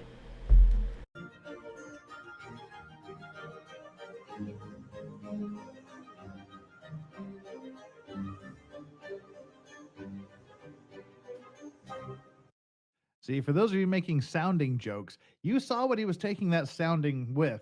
So therefore, you know why that particular thing you're joking about is called a sounding. Mm-hmm. Yeah. Let's go back to our regularly scheduled program. And that's the end of our regularly scheduled programming. Yeah. I really, really, really like things like that. Like I said, we've had too much doom and gloom here recently, but if everything is neat and nice and calm at sea, we don't have a Maritime Monday. So sort of by default, everything we do has to involve something bad happening to somebody. Uh, the question, the question is, how bad is it? How many people live? How many people? Whose fault is it? Things like that. So, I just thought we'd do a little bit of good rescues today. Some feel good rescues with over dramatic music. And last time we did this with the Russian submarine and the with the Russian submarine case and the Russian watch thing, y'all got really pissed at me. Uh, but there's actually it's kind of an interesting thing that I wanted to talk about as long as we were talking about Ireland. There is a company in Ireland called Nomadic Watches. They they're an Irish company that makes watches. And let's kind of bring this up 'cause it does fit in. It does fit into this. We're doing this. Yep. Y'all were like, really? Last time when I showed you my watch that was made from the hull of the Russian submarine. Uh, the but this is the Nomadic Watch Company, and they have a really fascinating story, and I wanted to share that with you. So it's a modern dive watch inspired by 100 years of history. From the shipyards to the linen mills, Belfast has a rich history of craft and innovation. The iconic Samson and Goliath cranes dominate the city's skyline. These giganto cranes. Yeah, they dominate the skyline as a symbol of shipbuilding strength. I'm pretty sure. I'm 100% sure. Santiago. Connor lost his Asian powers. I'm so confused. I don't know what happened. I don't know what happened. An industrial triumph. The shipyard where they stand, Harland and Wolff, is most famous for its 401st ship, the RMS Titanic, as well as her first class passenger tender, the SS Nomadic. So yeah, this was the Irish shipyard that built the Titanic and built the SS Nomadic. They named the company after the Nomadic. Originally is exactly 1/4 the size of her infamous sister, the SS Nomadic is now the last remaining White Star Line ship in the world. The Nomadic has a colorful. After a lifetime ferrying passengers to the world's largest transatlantic liners and seeing active service in both world wars, the Nomadic became a restaurant and party venue moored beside the Eiffel Tower in Paris. Over 100 years later, she is restored to her original glory and back home to the place of her birth in Belfast's Hamilton Dock. This is the HMS Nomadic. So they took their They took their name from the Nomadic, and they made a diving watch and the Peter that founded the company. Peter's got himself an interesting story, which ties into what we're talking about today.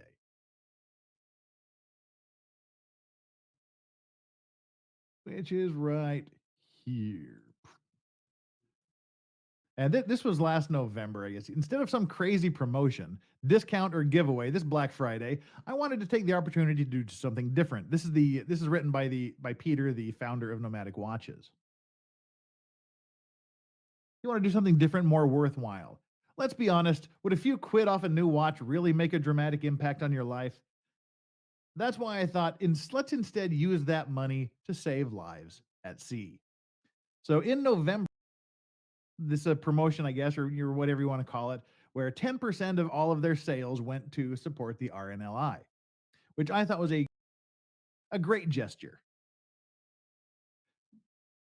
Seafarers ourselves, we know all too well that the sea can be as treacherous as it is beautiful. Weather conditions can turn on a sixpence, equipment can fail, and a changing tide can sneak up on you. With winter approaching fast, this places a huge demand on volunteer lifeboat crews. Over 100 lifeboat launches are expected in the week from Christmas Eve to New Year's Day alone. Holiday people getting themselves in trouble. They expect to have 100 plus lifeboat launches just in the last week. This Christmas, someone will be out there cold and frightened, needing our help. We can't let them down, says the crew member. The Royal National Lifeboat Institution was founded in with the first RNLI station in Ireland established at Arklow in County Wicklow in 1826. The RNLI operates a 24-hour search and rescue service from 238 stations around the coastlines of Northern Ireland, the Republic of Ireland, and Great Britain. I will be eternally grateful to the incredible volunteer heroes of the RNLI. In 2005, my father and younger brother were rescued from a sinking the night in stormy seas 20 miles from shore. Once the ship went down and Yes, Alan. So whenever he plays a video, what's his face? StreamYard tries to decide which volume should be boosted, and usually goes for the video volume, but I guess in this case it decides to boost Dad's audio and cuts off the video audio. So, yeah. they entered the frigid waters of the Irish Sea, the odds of survival declined exponentially towards zero with every passing minute. Responding to the SOS radio calls, the RNLI scrambled a volunteer lifeboat crew from the Isle of Man. And it's cold up there. The seas are ridiculously cold, especially in the winter. Thanks to their incredible training, skill, and world-class equipment, they managed to locate and rescue them from the water. As a charity, all of the equipment, training, and running costs required to successfully find and rescue funded by generous supporters. With so many nomadic watches used by seafarers, divers, sailors, swimmers, and surfers, you never know when someone you love might get into trouble. But I do know the RNLI will never be far away. So for the rest of November and backdated for the whole month, we will be donating 10% of sales to the RNLI to support in our small way life-saving work they do. Learn more about the incredible feats of these brave men and women here at rnli.org. Thanks and best wishes, Peter, founder, nomadicwatches.com. So to do my part, so I did pick up one of these watches. I picked up this green little watch here, and I know you all hate it. I did make a video. I'll hate it, so I won't make you watch the video of me unboxing my watch. But it is a beautiful watch. And of the sales proceeds went to the RNLI, which I thought was a great cause and a great organization. And I just shared that story of the watch company in case it's something you wanted to look at, and because it supports there. I'll probably upload the video just as a normal video, because it's not a flexy thing. It's just something that's one of my vices. I have a watch vice, a whiskey vice, a cigar vice, and a pipe vice. So yeah. Oh, I can show you the video right now. but you all hate it when I show it, so I'm not going. It's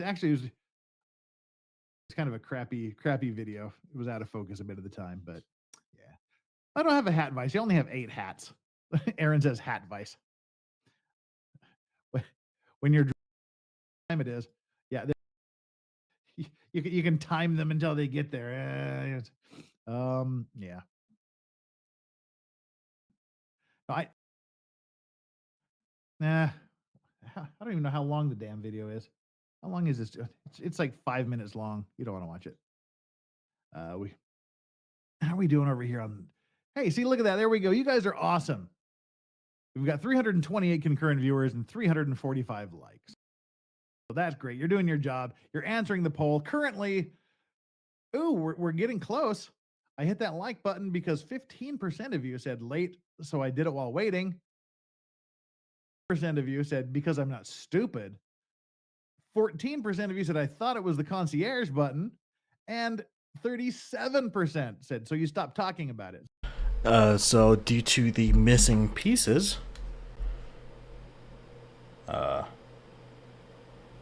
yeah, Lego building will come to a pause. So in the lead is I hit the like button so you stop talking about it, and because I'm not stupid. Close second.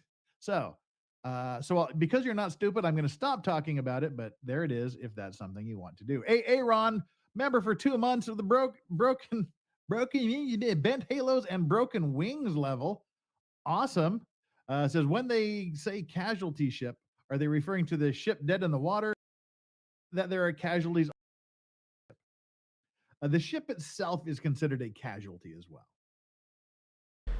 Thank you, Squid, for joining in. Really appreciate you. Hopefully, you will have a beautiful rest of your weekend. So yeah, there's casualties on the casualty. Don't do what your dad did and use a piece from the future. I was tempted. I looked at a few bags and said, how about I get out of the... just rip one of the bags and use one of the pieces.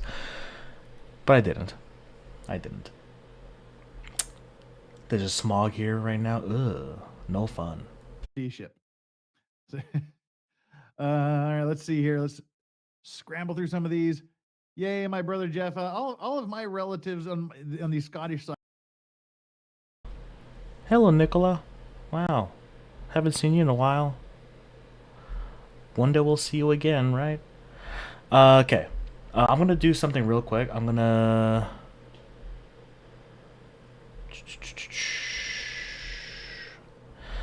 move things around. So, because now I'm not doing a Lego build, I want to do stuff and work on things. Nah, mean, jelly bean. Right there. And change the monitor to that. David, yeah, I saw the videos that she posted. It does look fun. Oops. I wasn't ready. Move this down here. Like the vast majority. I'm not sharing the video. No, stop. Transition. There you go. Boom. Haven't seen or heard from Nicola in a while. Yeah, she posted a couple videos on her channel. Looked interesting, but hopefully she'll come back soon. Hopefully. Worst things happen when wire ropes part. Oh, I'm so happy you brought that up. Everybody loves the fact that I've said that the 2 I've ever seen in my professional life involve wire rope snapping. One was literally sliced a guy in half diagonally. He was standing pretty darn close to the bollard, and he literally just samurai'd him from the hip to the shoulder, just whacked him, just sliced him right in half. And the other one, come on, chat, What is the worst thing I've ever seen that was caused by a parting wire? You know what it is. It's your favorite story that I've had to tell 3 times. You're all ready for it. We see lots of oh no's in the chat. The worst thing I've ever seen in my life. Yes, as you're all saying, it is the degloving story time. If you really don't want to hear the story, plug your ears and go la la la la la for about a minute. Yeah, that was the worst thing I've ever seen professionally. Was the guy standing a little too close when the wire snapped. He was somehow, for some reason, either straddling the wire or was standing directly next to it. That's looking at that file was when I learned the words penile degloving. When this wire snapped, for those of you that haven't heard this story, it literally took all of the skin from one leg, from his knee, all the way, literally just peeled his skin at lightning speed. It skinned him from one knee up through his crotch, literally degloved. Like, just imagine taking a glove off your hand, degloving your hand. It degloved his junk, and it ripped the skin off down to his other knee. Literally from one knee to the other knee, including his penile area. It just had the flesh skinned right off. Yeah, Ouch. Ouch. Ouch. We have the president here. I was going to go down to Turnberg Golf Course and see if I could get a word with him, but Helen and I have what they're calling COVID. We've been dying all week. Jeez. Sorry to hear that. Yeah, no fun. No fun. I wonder how this guy's doing today. I don't know. I kind of don't want to know either. That's where I learned the term penile degloving. The pictures were pretty bad. So yeah, there you go. No, it didn't take his junk off. It just skinned him. Just left raw flesh and muscle under it. It's the worst fucking thing I've ever seen in my life, just so you know. Hey, Ron, picture it didn't happen. Yeah. We probably, that was so long ago. The pictures are probably destroyed long ago, but had pictures sitting on my desk for about 2 years. Yeah. No, he didn't die. He did not die. Oof. No, it was. I mean, I bet he'd wish he was dead. But ow. Ow, ow, ow, ow, ow. Yeah, we don't need to see that at all. I agree, Alan. Yeah, that was just a really, really, really large circumcision. Yeah, that was bad. This was long before that. This was 20, 25 years ago. Yep. Bad things happen when wires and ropes snap. And on that note, all right, we're just going to do this. What the hell? 1, if you want to see the watch video. 2, if you don't want to see the watch video. Go ahead, put it here in the chat. 1, to watch the 5-minute watch video. 2, onto Bodie McBoatface. 1 for watch, 2 for Bodie McBoatface. Yeah, story over. Oh, I was about to say, Clara, I was squirming in my seat when he was telling that story. Cause oh shit, fuck. Oop, I'm swearing. I'm sorry.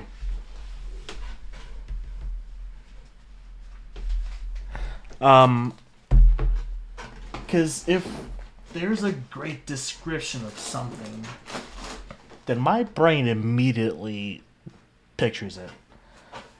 And I was picturing that. and I didn't like it. So, yes, I was squirming in my seat. Wolf, Paul.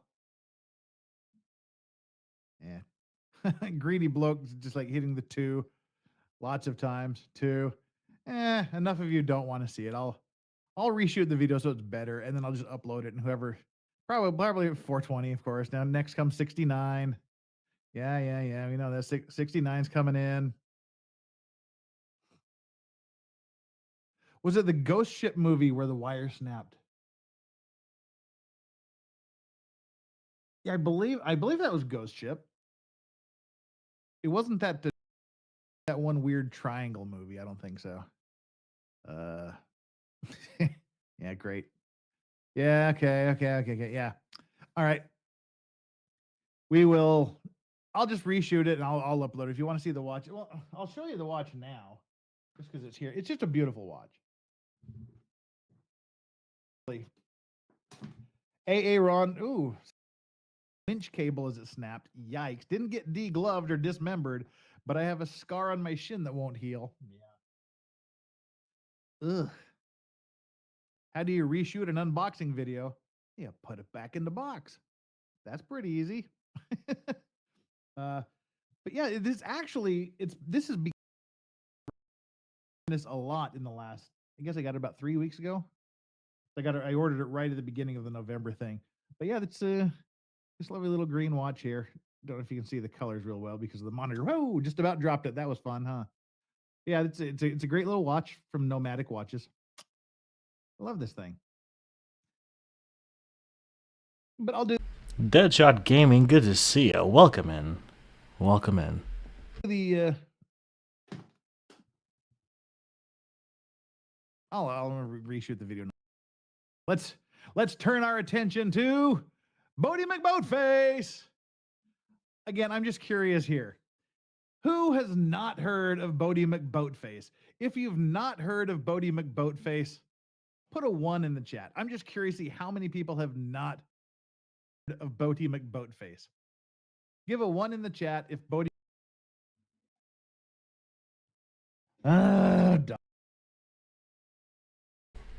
Did I do that? Oh no. Dogs are so fun. Oh no. Why did I do that? What happened? Oh jeez, now I gotta find it.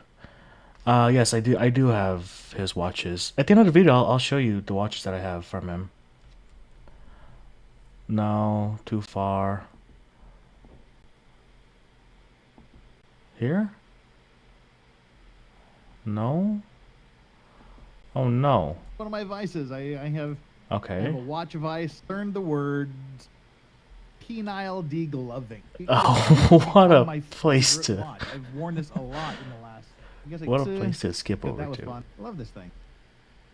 Okay, right there. I watched Jeff on his channel. I enjoyed it very much. I still go back and watch his old streams. Yeah. It's good stuff. I'm going to leave it up there as long as I can, so... You can watch as much as you want. I'll reshoot the video and upload it, so we won't do it now. Let's turn our attention to Bodie McBoatface. Again, I'm just curious here. Who has not heard of Bodie McBoatface? If you've not heard of Bodie McBoatface, put a 1 in the chat. I'm just curious to see how many people have not heard of Bodie McBoatface. Give a 1 in the chat if Bodie McBoatface is new to you.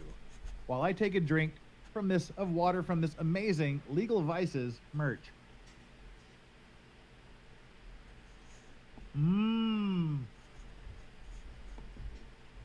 This is the only piece of merch I have. I'm working on. I finally got an amazing one of our lovely people who we'll talk about later has John Byrne. He's done all of our emojis. We need to get some new emojis. I think we're kind of stagnating with the emojis. We need some new ones here. But also another lovely viewer who will remain anonymous until we're ready to go has created an amazing Law Racks thing. So we're going to be doing a Law Racks t-shirt and hoodie merch, hopefully launching in the next week or two. We've got the design finalized, one that I really love. But so here we go. Yeah, this is the only piece of merch for purchase at the link below. Legal Vices coffee mug. They don't have cocktail glasses. Hey, the cocktail glass on the back. If that's not classy, I don't know what is. AP, I hope you are Korean or you speak Korean or you know it, because this is really funny in Korean actually. What you just typed something really funny on purpose.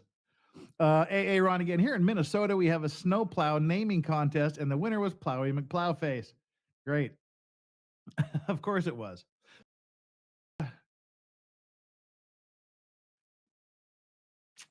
Let's tell you about Bodie McBoatface. The story of Boatface. The UK decided they were going to build a $200 million Arctic research vessel.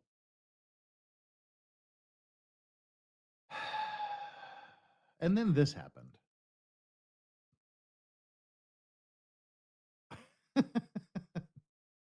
Where are we at here? Now, it's a new £200 million British polar research ship. Oh, yeah, I'm sorry. I said $200 million. It's a 200 million pound, which is about a $300 million ship. And the public. Oh, Nick Star Raid. Good to see you, Nick. Good to see you. What's the story behind the numbers? So 82 in Korean is, well, no, 8 is in Korean is pal, and 2 in Korean is e. So A2 is pal-i, and hurry in Korean is 빨리. So A2, pal-i, and fast 빨리. So if you type in A2, then it means like hurry up, like quick. So that's the story behind the 82s. But to the Nick Star Raiders, we were looking at the Royal National Lifeboat Institution, and now we're going back in time to learn about the greatest boat in history, Bodie McBoatface. So, welcome and sit back, relax, and enjoy. We have, let's see, about 36 more minutes left. Please make sure you hit the like and subscribe button if you haven't already. If you have hit the subscribe button, please double check that you still are, because YouTube can be asshole and unsubscribe you without you knowing. And while you're down there, might as well hit the little bell notification and make sure you set it to all notifications. So, do you mind, upstairs neighbor? So you can get all the notifications that YouTube wishes to send whenever I upload a video or go live. Anyway, enough of me rambling. Let us continue. Have been tasked with naming it, perhaps. What could possibly go wrong? We here have a $300 million, a 200 million, seriously, $200 million, 300 million, 200 million pound, $300 million ship. We're going to let the public name it. We're going to let the public vote on a name for the ship. What could possibly go wrong? I'll tell you why 82 is funny later. So, yep. 200 million pound ship, $300 million ship. No, well, I guess he was going to explain it, Becky. Or who asked that? Yeah, Becky. But I explained it first. Haha. Sir David Attenborough, or the polar ship. And see, they were thinking that people were going to do the responsible thing, like name it the Sir David Attenborough. Yeah, after the naturalist and philanthropist. Now, it's a new £200 million British polar research ship, and the public have been tasked with naming it, perhaps Sir David Attenborough or the Polar Dream. But as Johnny Diamond reports, that's not the current favourite. Endurance. Which we talked about. Which we will talk about. Boaty McBoatface. Her Majesty's New Zealand ship Endeavour docks at Wellington. Once Britain ruled the waves. Now sailors might just rue the day that the public was asked for its opinion on what to call a new research ship. The National Environment Research Council had the of asking for suggestions. There were some grown-up thoughts, famous explorers and the like. There was also Pingu, boat, and Usain Bolt. I actually like the Usain Boat. I like that one. I like Usain Boat. Just formed ahead. Boaty McBoatface. The man whose idea it was explained why he came up with that name. When you submit them, you have to submit a reason, and I actually put it's a brilliant name, which I stand by. I feel it's a very British thing, which a lot of people have pointed out, because I think I tweeted the organiser and said I'm terribly sorry for all of this, and a lot of people have replied to me and said that's the most British thing ever. So, what are the odds of the name sticking? Luckily, the National Environment Research Council have said How you doing, T-Rex? Good to see ya. And Swan Knight Lady, how you doing? Jeff at the best laugh? Yup. that they will make the final choice. But I think if we find we've got 500,000 or 750,000 people voting for Boaty McBoatface and 2,000 voting for David Attenborough, when they make their choice, it's going to be a little bit difficult for them. Be prepared to welcome the latest royal research ship, Boaty McBoatface. Johnny Diamond, BBC News. Let's have a look at the latest weather now with Matt Taylor. Hi, Matt. Hello, certainly can't remember it. Anyway, Well, what happened to Boaty McBoatface? Who won? Who won the naming? That's find out. Well, let's find out who won that competition. Did cooler heads prevail? Did people go, okay, enough is enough? Let's find out. I've got one more question, and that's about the naming of the polar research vessel, because Now, hey, everybody, you know, politicians like answering questions directly, so. one more question, and that's about the naming of the polar research vessel, because apparently one of the suggestions that came forward from someone called Sandeep Korotana, who modestly put forward the idea of calling it the RRS Sandeep Korotana. One of the other suggestions were the RRS It's Bloody Cold Here, the RRS What Iceberg, and RRS Captain Haddock. And the RRS Big Metal Float. Can you? I kind of like the RR. How's it going, Mary Jane? I love that name. It's bloody cold here. Big metal floaty. And the RRS Big Metal Floaty Thingy Thing. Can you tell us which one won? I think I can tell you. No, Melly. This is Boaty McBoatface, which is a research vessel. It was way back when. Just a few years ago. First of all, that we're very pleased that this has raised a lot of popular interest in polar research. Could you state for the record which name won? I don't think a decision has been taken by ministers. No, that's not my question. My question is which name won the contest? I don't think it was a contest to decide on the name. The final decision is taken. All right, which name won the poll? I believe. Mr. Donnelly, which name won the poll? I believe Janice, how are you doing? Good to see ya. Long time no see. Boaty McBoatface. I just wanted you to say that on the record. And you did. So that's how that ended up. The MP was forced to answer that Boaty McBoatface had won the name. So what happened after that is eventually the bureaucracy that exists said we just can't possibly call this Boaty McBoatface. So they ended up actually calling it this Sir David Attenborough, but they named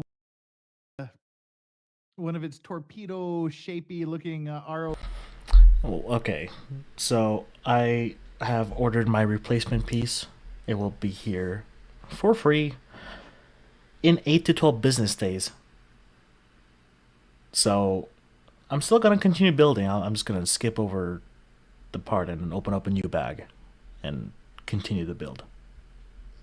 V cameras or sonars. I can't remember if it was a camera or sonar. They named that Boaty McBoatface. So a compromise was reached where the ship itself was called the David Attenborough, and one of the ROVs was called Boaty McBoatface. They were forced to say that Boaty McBoatface had won on the public record. So that's Alan, I do not. I do not have a Lego store near me. Let's see. Lego see locations. The nearest one. Oh, wait, what? Oh, I do. I forgot. I do have one nearby my house. Oh, I forgot about it. Yeah. It's right next to where my roommate's working at. Yeah. Okay. I guess I have to go for a little road trip. Oh no, Alan. Oh no. There's only 30 more minutes in the video. You'll survive without a Lego build. I don't even know if it's open. Oh, it is open. It's gonna be what, like a 10 to 15 minute drive alone, and then if they actually have the pieces, who knows? So that will be. I'll do that after this video. How about that? Yeah. that's the saga of Boaty McBoatface. Oh no, I didn't buy for it. If there's a missing piece, Lego will send it for free. So I paid nothing for the replacement pieces. So I can either wait 8 to 12 days and then continue building while I wait, or I can go and I don't know if they're going to charge or not. Yeah. The Blind Fire 101, the mini sub drone. Yeah, that was named they named it Boaty McBoatface. So there was still a little bit of justice done. And weirdly here, there was some super chats, but they're not showing up on my thing here. So I'm one of them does, but the other ones don't. John McGarvey, no political difference when the boat's going down. Yeah, pretty much. Yeah. But let me scroll through the list here and hit some of these things. That's why it didn't show up. Sonny or Chris, the interface here, StreamYard, is weird. It doesn't show the monthly member messages that you send, which is what Chris on here says. Celebrating 2 months of the clean and sober crew. He says the Army taught me a technical term for that: a high-speed come apart. Yeah, degloving. If you want to Google that on your own, go right ahead. Yeah. Well, that's really what we've got here today. Sovereign Bosman says we here in the Netherlands have a similar-ish thing with a sea sluice. The name Irma Sluice, a Dutch celeb's name, but sluice is also Dutch for sluice. One. Aha. They gave it an uninspired name. Unless you're Irma. Irma would be either really happy or kind of upset, I guess.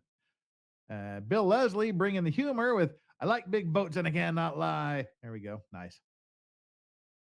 In the UK, we have a lot of cool gritter names.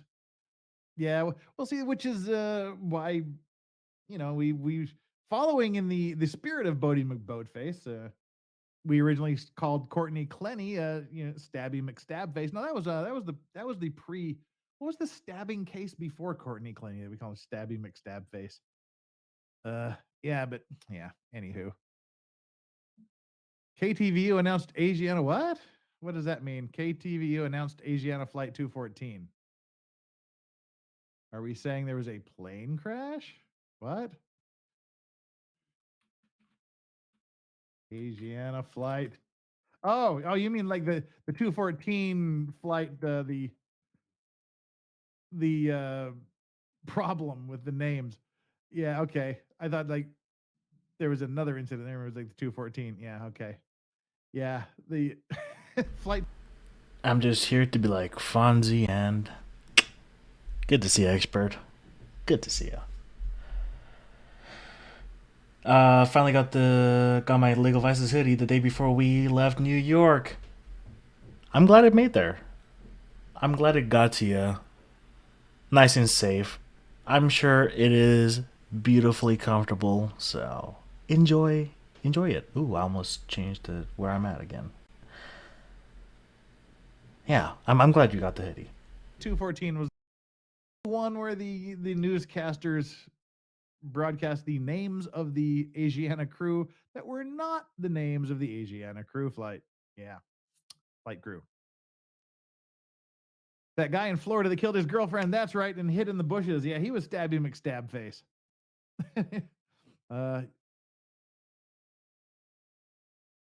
Childish, but hey, Brooks took the girls and stand. All right, let's see here. Isn't there a snowplow in the UK with a ridiculous name too? We have the Minnesota snowplow. We don't name our snowplows in Utah. They're just trouble. All righty. Well, that kind of brings. It only took 6 months and a threat to get to me. Oh, good stuff. Just to the end here. We kind of stayed focused for the first time in a while, even though we got off to a very, very slow start. But we've still got 20 minutes, so we can sit here and kick it and talk about. Now, Pleb Life, Clenny is not Stabby McOnly fans. She's Stabberella. We named her Stabberella officially. At least I did. Yeah, we got 20 minutes to kill, so we'll just kind of have a chill stream here for the next 20 minutes. Yeah, you are correct. It is. She is. Anything happened with Courtney Clenny lately? Let's see. Courtney. Oops. Clenny. Update. I think all the gritters and plow have names here. I'm sure they do. Courtney Clenny news update. Useless. This was May 22nd, 2025. I have lots of ads. Miami social media model charged in fatal stabbing of her boyfriend in 2022 was back in court Thursday as her attorney seeks to have Miami-Dade prosecutors removed from the case. Attorneys Courtney Clenny made arguments as to why the Miami-Dade State Attorney Office should be disqualified from the case, claiming prosecutors accessed privileged communications. One prosecutor has already withdrawn from the case, but Clenny's attorney want the entire office removed. But the state attorney's office argued they should stay on the case, saying the judge shouldn't punish the office for the wrongdoings of one prosecutor. The judge plans to issue ruling on the matter next month. If the judge sides with Clenny, another county prosecutor could take over. Clenny, 29, is facing a second-degree murder charge back in the April of 2022, stabbing death of her boyfriend, 27-year-old Christian Obumseli, or however you say his last name, at the couple's Edgewater condo. The model claims she killed in self-defense, but Miami-Dade prosecutors believe he was a victim of domestic violence in an extremely tempestuous and combative relationship. Clenny remains behind bars without bond while she awaits trial. It's unclear when the murder case will go out to trial. Clenny, who went by the name of Courtney Taylor on social media, including OnlyFans, had more than 2 million Instagram followers at the time of his death. So, that's the update. Much love, gotta go back to hospital, take care of V2B for me, expert, drive safe, and hopefully everything will go smoothly, but we shall see. So that was the May 22nd update. And that's it. That's the latest. Yeah. Stabarella. Oh yeah, yeah. Hawkeye, Jeremy Renner. He's in critical condition now. I don't know if you guys heard that, but yeah, he got in a car accident in Tahoe. Critical but stable condition as of 2 hours ago when I saw the story.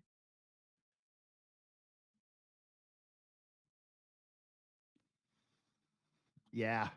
I don't know how badly he was injured, but critical condition says badly. Nick stole the F at Friday name. He's welcome to borrow it once. Why not? We all know where it came from, don't we?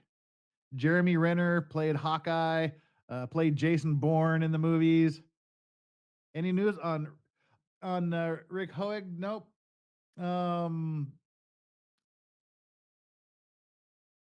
Law and Lumber. The last thing that Rob said was the last I've heard was that they had he was still being ventilated. He was semi conscious. He was giving a thumbs up with his right hand and responding to pinch tests with his left on the left side of his body. Yeah, no update on Richard Hoeg. Magician Sapphire, thank you so much for the super chat. I just Googled degloving. Have nightmares. Do that. Did you ever watch the Beachcombers? Is that why you chose your specialty? Never heard of the Beachcombers, so the answer to that is no. My specialty chose me. The maritime law firm offered me a job, so I took it. ATL, look at the sinking of the tug specialist and the rest of the marine accidents during construction of the Tappan Zee Bridge. Somebody, email that to me, gmail.com. Yeah, Jeremy Renner was also Jason Bourne in the prequels. So there. Let's see if we have an update on Jeremy Renner.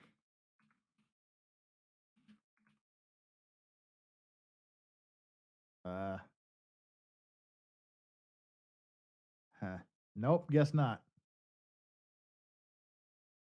Still critical but stable, following a snowplow accident. Yeah, you don't want to. You don't. Wait, he was. Wait, was he driving the snowplow? I thought he was hit by a snowplow. Apparently, he was driving the snowplow. We confirmed that Jeremy's in critical, but the dogs are doing good. They're still at the shelter, but it's a no-kill shelter, and I did put an update on my Twitter page. They're getting their exercise, making new friends, living life. Strawberry's eczema is still there, but yeah, they seem happy. Stable condition with injuries suffered after experiencing a weather-related accident while plowing snow earlier today. His family's with him and he's receiving excellent care. The accident reportedly occurred near his remote cabin home in Nevada, and following the event, Renner was airlifted to a local hospital at approximately 9 a.m. on January 1st, 2023. The Washoe County Sheriff's Office responded to a traumatic injury on Rose Highway in Reno, Nevada. Mr. Renner was the only involved party in the accident. The exact details haven't been released. Well, it sounds like, the only thing that I can think of that would do that was he slid off a cliff, probably, or slid off some kind of big embankment and sort of plummeted or crushed or rolled over or something. Something bad happened, obviously. That's weird. I thought he was hit by a snowplow, and he was actually driving a snowplow. He's got a huge ranch in Tahoe. I know he's got like a big recording studio there, and he owns like 200 and something cars and trucks. Huge place. So yeah, okay. People say, yeah, it was a slide. Yeah, I thought I just thought he was hit by a snowplow. No, it said it was Not a heart attack.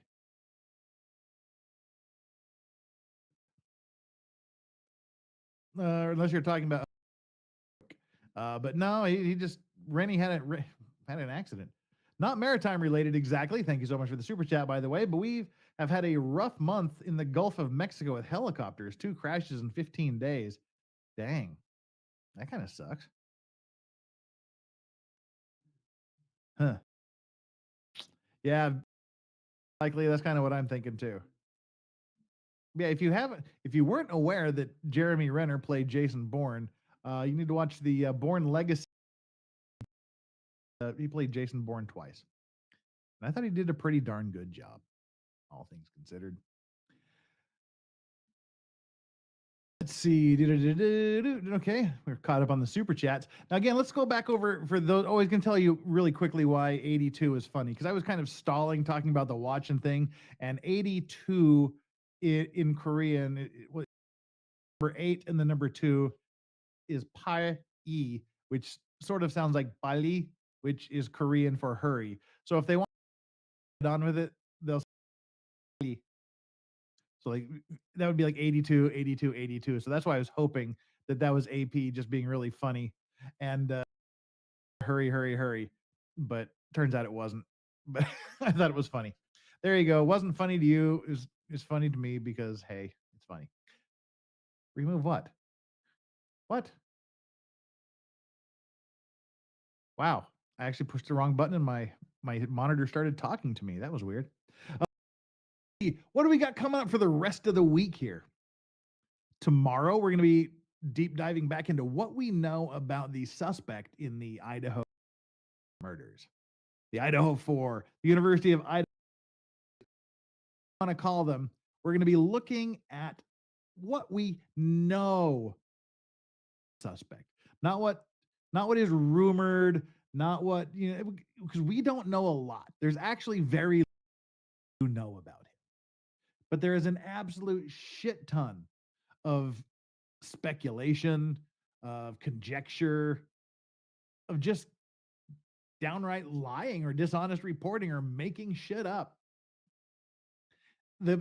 As I said at the beginning of the show, the police aren't going to be releasing much, if anything, relating to this accident for a very long time.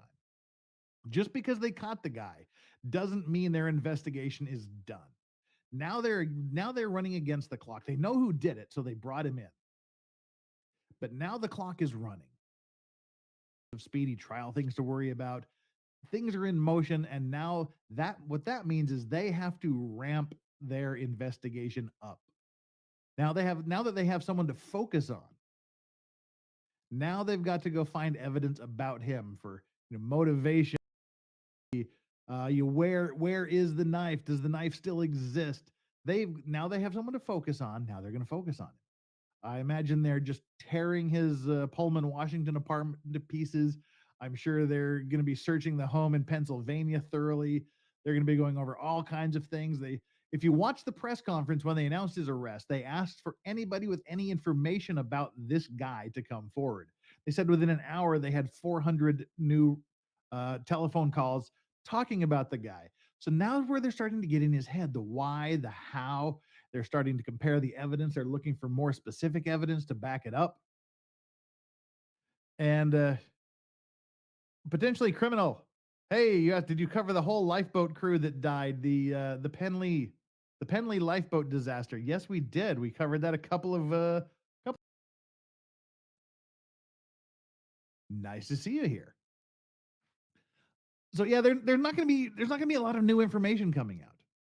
Now, the police are going to actually hold the information tighter to their chest than they did before. But what this means is all the internet weirdos, all the internet sleuths are coming out with their theories, their conjecture, their BS. And we got to kind of sort through this. We'll do that with one particular article tomorrow, where you just have to look at every statement that comes out and go, how would they know that? How could they possibly know that information?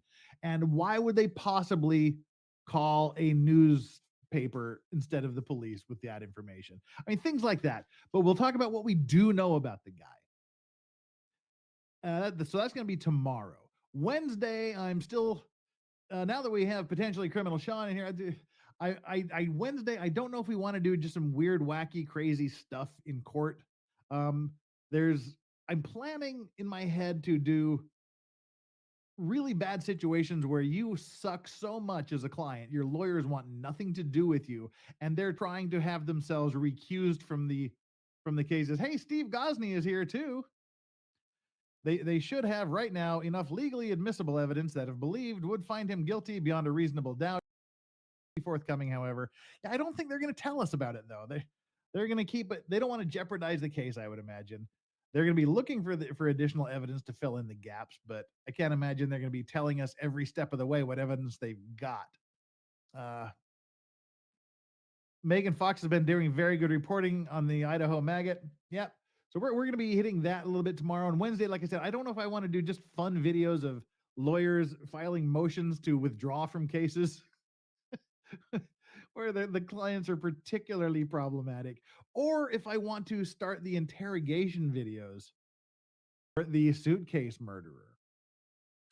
She's a lovely lady. There's 2 interrogation videos. One when the police show up on the door, on her doorstep, wondering about the dead husband, and then later her interrogation when she is in the police station. Aaron says he did the deleting because his mind was being controlled by frogs, turned gay by the chemicals in the water. The Alex Jones.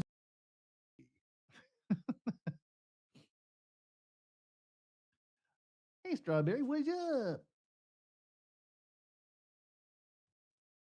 Gee, Steven and Sean shows up and everybody starts saying hi to them and ignoring me. Yeah. Oh, yeah. If we go to Steve Gosney's Rumble channel, he has just uploaded an interview he did with our very own mod, Valhalla Awaits. Someday I will be worthy of a Stephen Gosney interview. That's my goal in life. That's my 2023 bucket list item. It's to be a Courtney frickin' Brooke. How are you doing? I haven't tuned into your stream in a hot minute because you always stream while I'm working. How dare you? How dare you? Be better. I'm just kidding. It's good to see you, Courtney. Guest on Stephen Gosney's Rumble channel. Maybe some of you can pressure him into making it happen. Legal advice says you could wait to do the Idaho until when he gets extradited this week and they release more info. Oh no, why would I wait to do it when they release more info? I can do 2 shows. I can do one now and then one next week, or even later this week. Why would I don't want to minimize my grift. We got to do 2 shows. Heavens. We're going to do what we learned over the weekend and today. And then well, Courtney, it's all good as long as you're pushing out content, right? That's content that you'll like to do. That's all that really matters. And I mean, if people are there, then that's extra good. But as long as you're enjoying it, you do you. You do you. We'll probably do it again on Friday a little bit. And then again next Tuesday, definitely. So there we go. Hey, Rose. Oh, no, this Lady Autumn Sky. She's saying goodbye to Rose. So, hey, goodbye. Goodbye, Rose. You got to run. Where'd you go? Here you go. I got to run, everyone. Great to have you here. Thanks. Uh-huh. Yeah. Watching the interrogation videos are pretty interesting. This woman and her adult-ass boyfriend are playing hide and seek. That's why he was hiding in a suitcase. Because adults play hide and seek. Alrighty, so we've got the Idaho murders tomorrow, the update on what we know about the creepy dude that is the suspect. Wednesday, I'm still torn. Right now, we're scheduled to do the lawyers withdrawing from cases just because it's funny and want to take a little bit of the edge off. We might change that. If not, we'll do Tuesday and Wednesday next week for the interrogations. That's probably what we'll do. But Thursday is O.J. Simpson Day. We're going to continue the cross-examination of criminologist Dennis Fung by Barry Scheck. Barry Scheck is an amazing lawyer. He and one of the other counsel for O.J. Simpson, Peter Neufeld. They founded the Innocence Project, runs it. But this cross examination lasted 8.5 days. It's amazing. Last week we got through. He pinned the criminologist down to this manual, the procedural manual, the criminologist procedural manual for Los Angeles. I can see when you can pin someone down to saying they didn't read every single page of the manual, or when you can pin someone down to saying they didn't follow exactly every single checklist. But Barry Scheck got Dennis Funk to admit that he had never heard of or seen the procedural manual. He had no idea that this procedural manual existed, even though, according to the manual itself, it is supposed to be kept and located inside the criminologist's criminology van. So he did that, and then he talked in his own direct examination, in his various reports, and in his the other statements he's made, saying that he collected the evidence, he did this, he went there, he did this. But under cross-examination, it came out that his trainee, who had been on, I think, 4 or 5 murders before the O.J. Simpson murder, his trainee basically did everything, and he wasn't overseeing her most of the time, or a lot of the time. Plus, they didn't fill out their forms. On all of the evidence gathering forms, there's a collected by and collected date. He said they didn't put the She Hunts, good to see ya. How you doing? Fun got checked. Cool. Nice. date Do I know what that means? No. or who collected it on a lot of the forums, because they didn't, they determined that the evidence wasn't relevant. And then later, when they decided that it was relevant, then they went back and tried to remember who collected the evidence and when. And that's kind of where we left off last week. So we're going to pick up that cross examination on Thursday, and then Friday is the F It Friday stream. It's our January. Oh, we're almost 2 minutes away from dropping the actual F bomb, so we'll just continue to call it the F It Friday. F It Friday is a great stream. You don't want to miss it. We've got a guest list, which Sean, you haven't responded to your DM yet. You have been invited. Steve Gosney will probably, hopefully, be there as well for at least a little bit. Well, but I don't watch the OJ trial. So, yeah. Meme Copium has confirmed attendance. Steph the Alter Nerd will be there. Our very own Drex's friend, the first time on the show, will be Wilhelm the Chubby Chaser. He will be there. Ariana Jacob. Ariana. I called her Ariadna Grande last time she was on. Ariadna Jacob will be here, as will Aussie Overlord. Megan Fox, the writer, will be here. And we've got a Good Logic has said he's going to be here. And Christina from Radix Verum has said she's going to try to be here. And we will also have a confirmed, but later in the day, our very own Hannah Franz. And more people will be coming as we go along. Like I said, F It Friday, people just come and go as they please, come and go as they have time. We talk about wild, weird, crazy stories. We just have fun. We just have fun and we talk about things. And I grift for money. That's pretty much all we do. We do ridiculous shots, $100 shots. You do $100 super chat. I do a shot of premium whiskey. Once all of the under $100 shots come to an aggregate of $100, I do a shot of lower whiskey. So we just grift for fun of it. Just it's a kind of a running joke. We do it all in one day, so I don't have to do it for the rest of the month. It's fun and games. Be there. What are you doing, Strawberry? Build her little chair nest. Are you comfortable? Are you comfortable now, dog? There you go. And Yoda's just kind of eating the pillow over here. That's great. What? These dogs are going crazy tonight. Is it I was going to ask if it's a full moon, but we're 3 days away from a full moon. So yeah, that'll be fun. Do not miss Friday. The Effort Fridays are always off the hook. Last Effort Friday was 35 shots of whiskey over 8.5 hours. It was pretty rough, but I did kind of cheat on the last 8 shots. I slammed them all really quickly and then immediately ran to bed, and where I stayed day. So yeah. But this Friday I have some work to do, and then I have an appointment before. So I'm not going to be able to do the whole preparation regimen like I did last time. So it probably won't be an 8.5 hour Effort Friday stream, depending on how lit it gets. But Drex has also said, our very own wonderful Drex has said he will try to get on. Friday mornings are the worst time for him with his work schedule and whatnot, but he said he would try to get on by phone. So we should have a great show. Potentially Criminal Sean, I hope you get there. Go check your Twitter DMs. The invite is there. Well, all right. Dogs are going crazy here. Someone says Matthew is trying to get a hold of me. Matthew Sod, my Daisy does that, walks in circles and digs till she finds her spot. Great. Now we get to watch them play tug of war back there.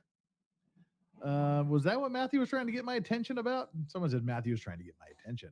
Is this Friday? Yes, Steve, and it is this Friday at 8 a.m. your time. And yes, and it is Megan Fox with the nice thumbs, not the actress with the big toe thumbs. Steph is always hilarious. Steph the Ultra Nerd really makes me laugh. She is so funny. And screw you if you don't like her. She's funny. All right, I think it's kind of the end of our little chill stream here. Fung me. Yeah. all those jokes. All righty. Well, it looks like we've got all of these super chats out of the way. We've killed the 20 minutes as expected. It has taken us to midnight here in. And I think that's it. I hope y'all had a good time. Steph made you sad yesterday. Why did Steph make you sad yesterday before we go? I didn't see anything particularly sad, she said. Dang. Steph make you sad yesterday, Bobby? That'll be our closing question for the day. So we're all waiting to see. All right. So again, really quickly, while we're waiting for Bobby Baloney to tell us why Steph made him sad, we'll just double time this through here. Boom. Tomorrow is the Idaho murder suspect. Wednesday will probably be clients. It'll be courtroom video of clients who are so crappy their lawyers want out. Thursday, O.J. Simpson. Friday, Effort Friday. Not miss it. And then next Monday will be another Maritime Monday, followed by 2 or 3 days of interrogation of Suitcase Woman. Steve Gosney, you'd have to see the stream. She was talking about her pancreatitis. Oh, I missed that part. Okay, yeah, that's kind of sad. All right. I got bullet holes. Strawberry, the brown one, she has like eczema. She gets like eczema kind of around the summer, so little patches of hair fall out and then it's just growing back. Exactly, Aaron. I feel sad anytime Steph doesn't call somebody a cow bag. Exactly. Yeah, so Strawberry's just got like some missing growing back, because they're just bulldogs are like have some of the poorest health of any dogs around. Yoda, don't do that. There, give it. All right. So with that, I think we're kind of done here. We're just kind of wasting everybody's time. Go about your finish the day. See, this is the fun thing. You guys rock, and Corn Pope, she makes it rock even so much better because she gave the suggestion of having these polls here for the likes, so I don't have to keep pushing for likes every. Today's poll was I hit that like button because one, you were late, so I did it while waiting. All right, we can watch them play tug of war here.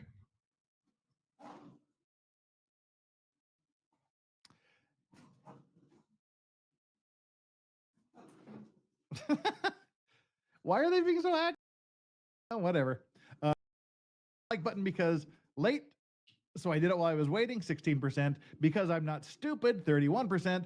And I thought it was the concierge, 15%. And so you stopped with 38%. Hey, Kurt, you're here just in time to watch me sign off. But so that's the end of our poll. And the great thing about you guys is average views to likes is right around 10%. I am way above that ratio. Because you guys are awesome. You guys hit that like button, and YouTube really, really likes when you do that. The higher the likes to viewership ratio, the more that they say, oh, lots of people actually like this. People, and it shows up on the home pages, it shows up on the recommended videos, it shows up on the cards at the end, and it shows up in the video list. So that's really great. I really, really deeply appreciate it. Now Execution, we have way more than that. Currently, we have 335 viewers, and we have 480 likes right now. So that's a great thing.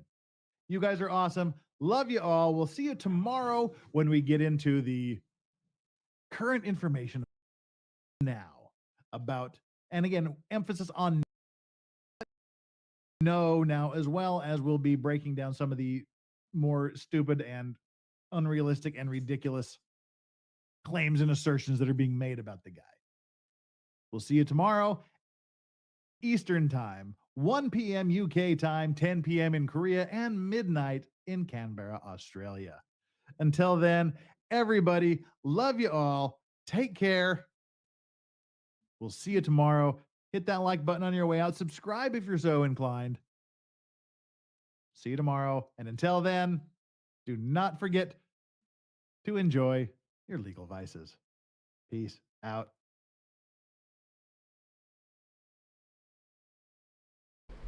Okay. And that was the video.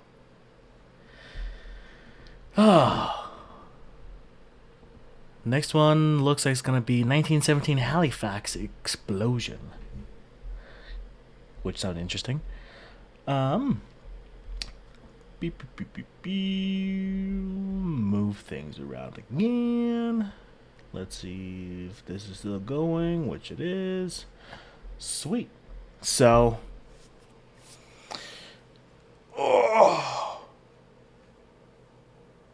well, I guess I'll be moving on to the next section of the instructions until I wait for the replacement piece to come. Or I can either do, well, you know what? I think I'll work on the first level, because I'm working on the third level right now. I'll work on the first level until until I can start talking, until the replacement parts come. So I'll probably do that, yeah.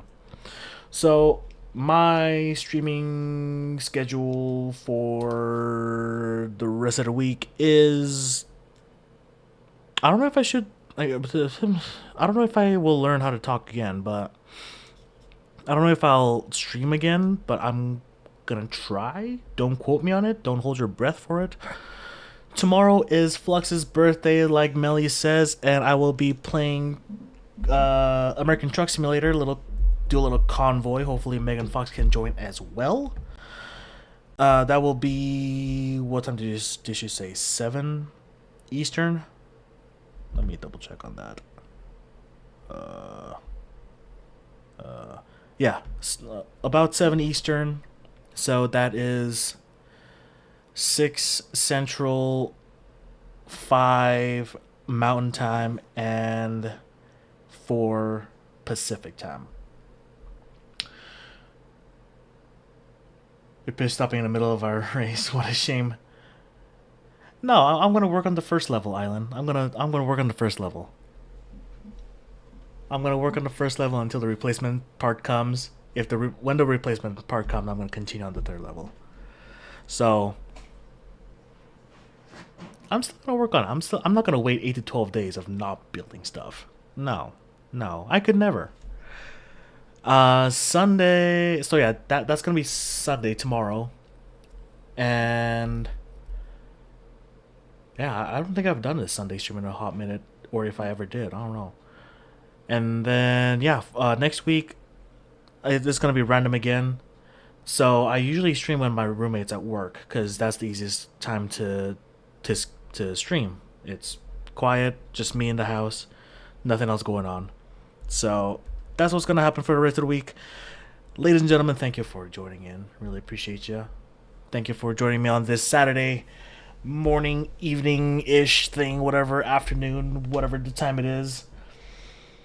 I'll be sending you to Kat Not Williams. She is doing something. I forgot already. Kat Not Williams. She is going over Sandra Dourley's censure and disposition, the Monroe County, New York DA traffic stop saga coming to an end, question mark. So, are you embarrassed if Ghost Pop? No, it's, I can just focus on streaming.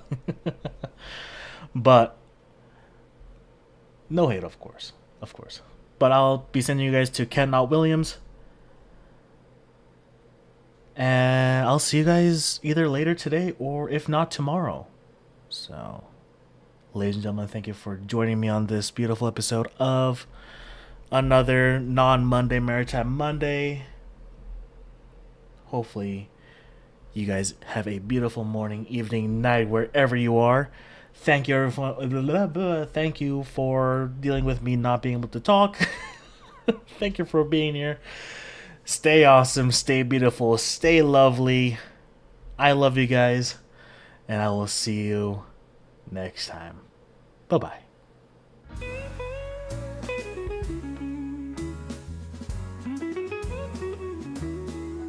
Well, that's all for this stream, but it's been so sweet. Thanks for hanging with us. It's been a treat. We'll keep it warm, keep it real, take it slow. Catch you next time when the vibes are ready to flow. If you enjoyed the ride, give us a like, subscribe for the warmth. Come back whenever you like. Until then, take it easy. Don't rush, don't hurry. I'll be here waiting. No need to worry.